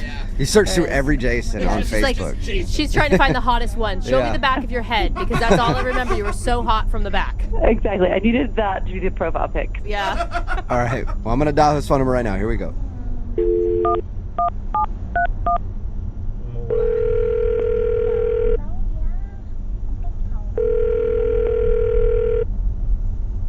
Hello? Can I speak to Jason, please? This is not Jason. I'm sorry, what? This isn't Jason. That is. Oh, all right. Well, who is this then? This is Trevor. Okay. Well, this is Jubal from the radio show Brooke and Jubal in the morning. Do you know Jason at all? Wait. No, you're not. Yeah. Oh, you Yeah, I am. listen, Trevor? Are you kidding me? No, I'm not. Hey, Trevor. Oh my God, I follow you guys on Instagram. Sweet. Oh. Thanks, Trevor. Sweet. Appreciate it. What are you guys calling me for? What, did I win something? No. No, you didn't. I'm not even trying to call you, Trevor. I'm trying to call a dude named Jason. Well, that hurts. If you don't remember the God. beginning of our conversation. Oh. Well, this is my number now. Oh. Okay, so you just got this phone? Yeah. I've been getting calls all week for this Jason dude. Okay. Okay. But, well, that's what happens when you get a new phone. Yeah. I got a new number a little while ago. I keep getting, I don't speak fluent Spanish. It's whoever had the phone before me, obviously a fluent Spanish speaker. So you just, when did you get this phone? Like a week or so? A week. All right. Okay. Well, that sucks because we're trying to do a second date, and this girl, Rachel, was looking for a dude named Jason, who apparently used to have this phone number. Oh, Rachel, is she kind of hot? Wait, what? Now you're just I don't trying to know. get with girls that want Jason? I mean, I don't know. I mean, I'm just curious. Is she a hot girl or, I don't know if she's hot. She probably is. Jason, according to her, Jason was like the hottest man on the planet, and Jason was interested in her, so we don't get to see her. She just called us. So wait, I listened to the second dates that you guys do, and does that mean she's on the line, like, right now? Yeah. She is on the other line, Trevor. Oh, well, what's up, Rachel? Trevor, you're funny. I'm like trying to get a second date from Jason. That's what's up. Oh man, that sucks. I mean, why did he ditch you? Did you do something, or like did you do something weird? Trevor, I don't even know how old you are, and I don't know how you took over this segment, but good work, man. Yeah. I mean, he's kind of doing our job right now. Seriously. I don't really know. I didn't do anything. This is weird. I mean, you must have did something, or maybe he just, maybe he was just staring at other chicks or something, Maybe. Trevor, he doesn't have his phone number anymore. She can't get a hold of him. You obviously have his phone number. I mean, yeah. I mean, I have the phone number now, but I mean, that was a week ago. That's old news. Jason's old news. All right, no, this is really cool. This is cool. So, Rachel, tell me what happened. Tell me what happened. Tell Trevor. Let Trevor fix it for you, Rachel. I mean, it's like, why? I mean, I don't know. It's not that. Why am I talking to you about this? Like, it's, like this guy Jason and I met at a party, and we really hit it off. I'd like to talk to him again. I mean, did you guys, like, you know, hook up at all? What? That's none of your business, Trevor. Oh, that totally sounds like you did. You totally did. Oh my God, Trevor! Trevor, I love you. Rachel, you're being trolled by this dude. I mean, you know, I'm a single guy. Oh my God. What is happening right now? You want to go on a first date with me? Whoa. Oh, well, Trevor, I mean, give her some stats. What do you have to offer her? What do you look like, man? I mean, I'm pretty handsome, you know. I just got a job. And you know, Yeah, you got some. I mean, I'm like those are good qualities to have, a job and like handsome. I think that you might be, I'm just guessing, like a decade younger than me, I think, maybe. I mean, I'm old enough to at least have a phone now. So I'm old enough to have a phone. Yeah, he's got a phone, just got a job. Oh my God. Yeah. But he's in high school. What do you think, Rachel? I think, I mean, I can't really believe that this is happening. I mean, you better believe it, baby. I mean, Baby. just, I mean, listen, you got ghosted by him. I'm not trying to ghost you right now. Yeah. Right now. Right now, though. Uh-huh. Who knows? Rachel, are you considering this at all? He's charming. I mean, I really don't think so. Oh, come on, Rach. I mean, listen, we can even just hook up later. Yeah, I'm not going out with you. You sound like you are in high school. I'm not in high school anymore. Like currently, because you're on the phone with us, but like later on, you probably have to go to school. I mean, yeah, I've got classes later. That's about it. Okay. This is not exactly what I thought was going to happen. Was this phone call? Come on, Rach, give me a shot. Let's just hang out, you know? Just, like, maybe there's a reason that we have our numbers now, each other's numbers. Maybe there's a reason that this happened. Ooh, kismet. Rachel, would you go out on, I guess, a first date with Trevor, who I think is a high schooler? Yeah, and we will pay for it. I don't think it's legal. I just want to throw that out there. I think I'm gonna pass. I mean, you sound like you're very charming, Trevor, but like I think maybe in a few years when you get out of grad school, let me know. You don't want me to Google the age of consent in this state and then make your decision after that? I mean, I'm flattered. I think, yeah, I don't think so this time. Well, I mean, good luck with that Jason dude or whatever, that jerk. And he's still got my number, so if you ever want to talk about it, you know, I'm here. I'm here for you. I'm here. He's persistent. Yeah, he is.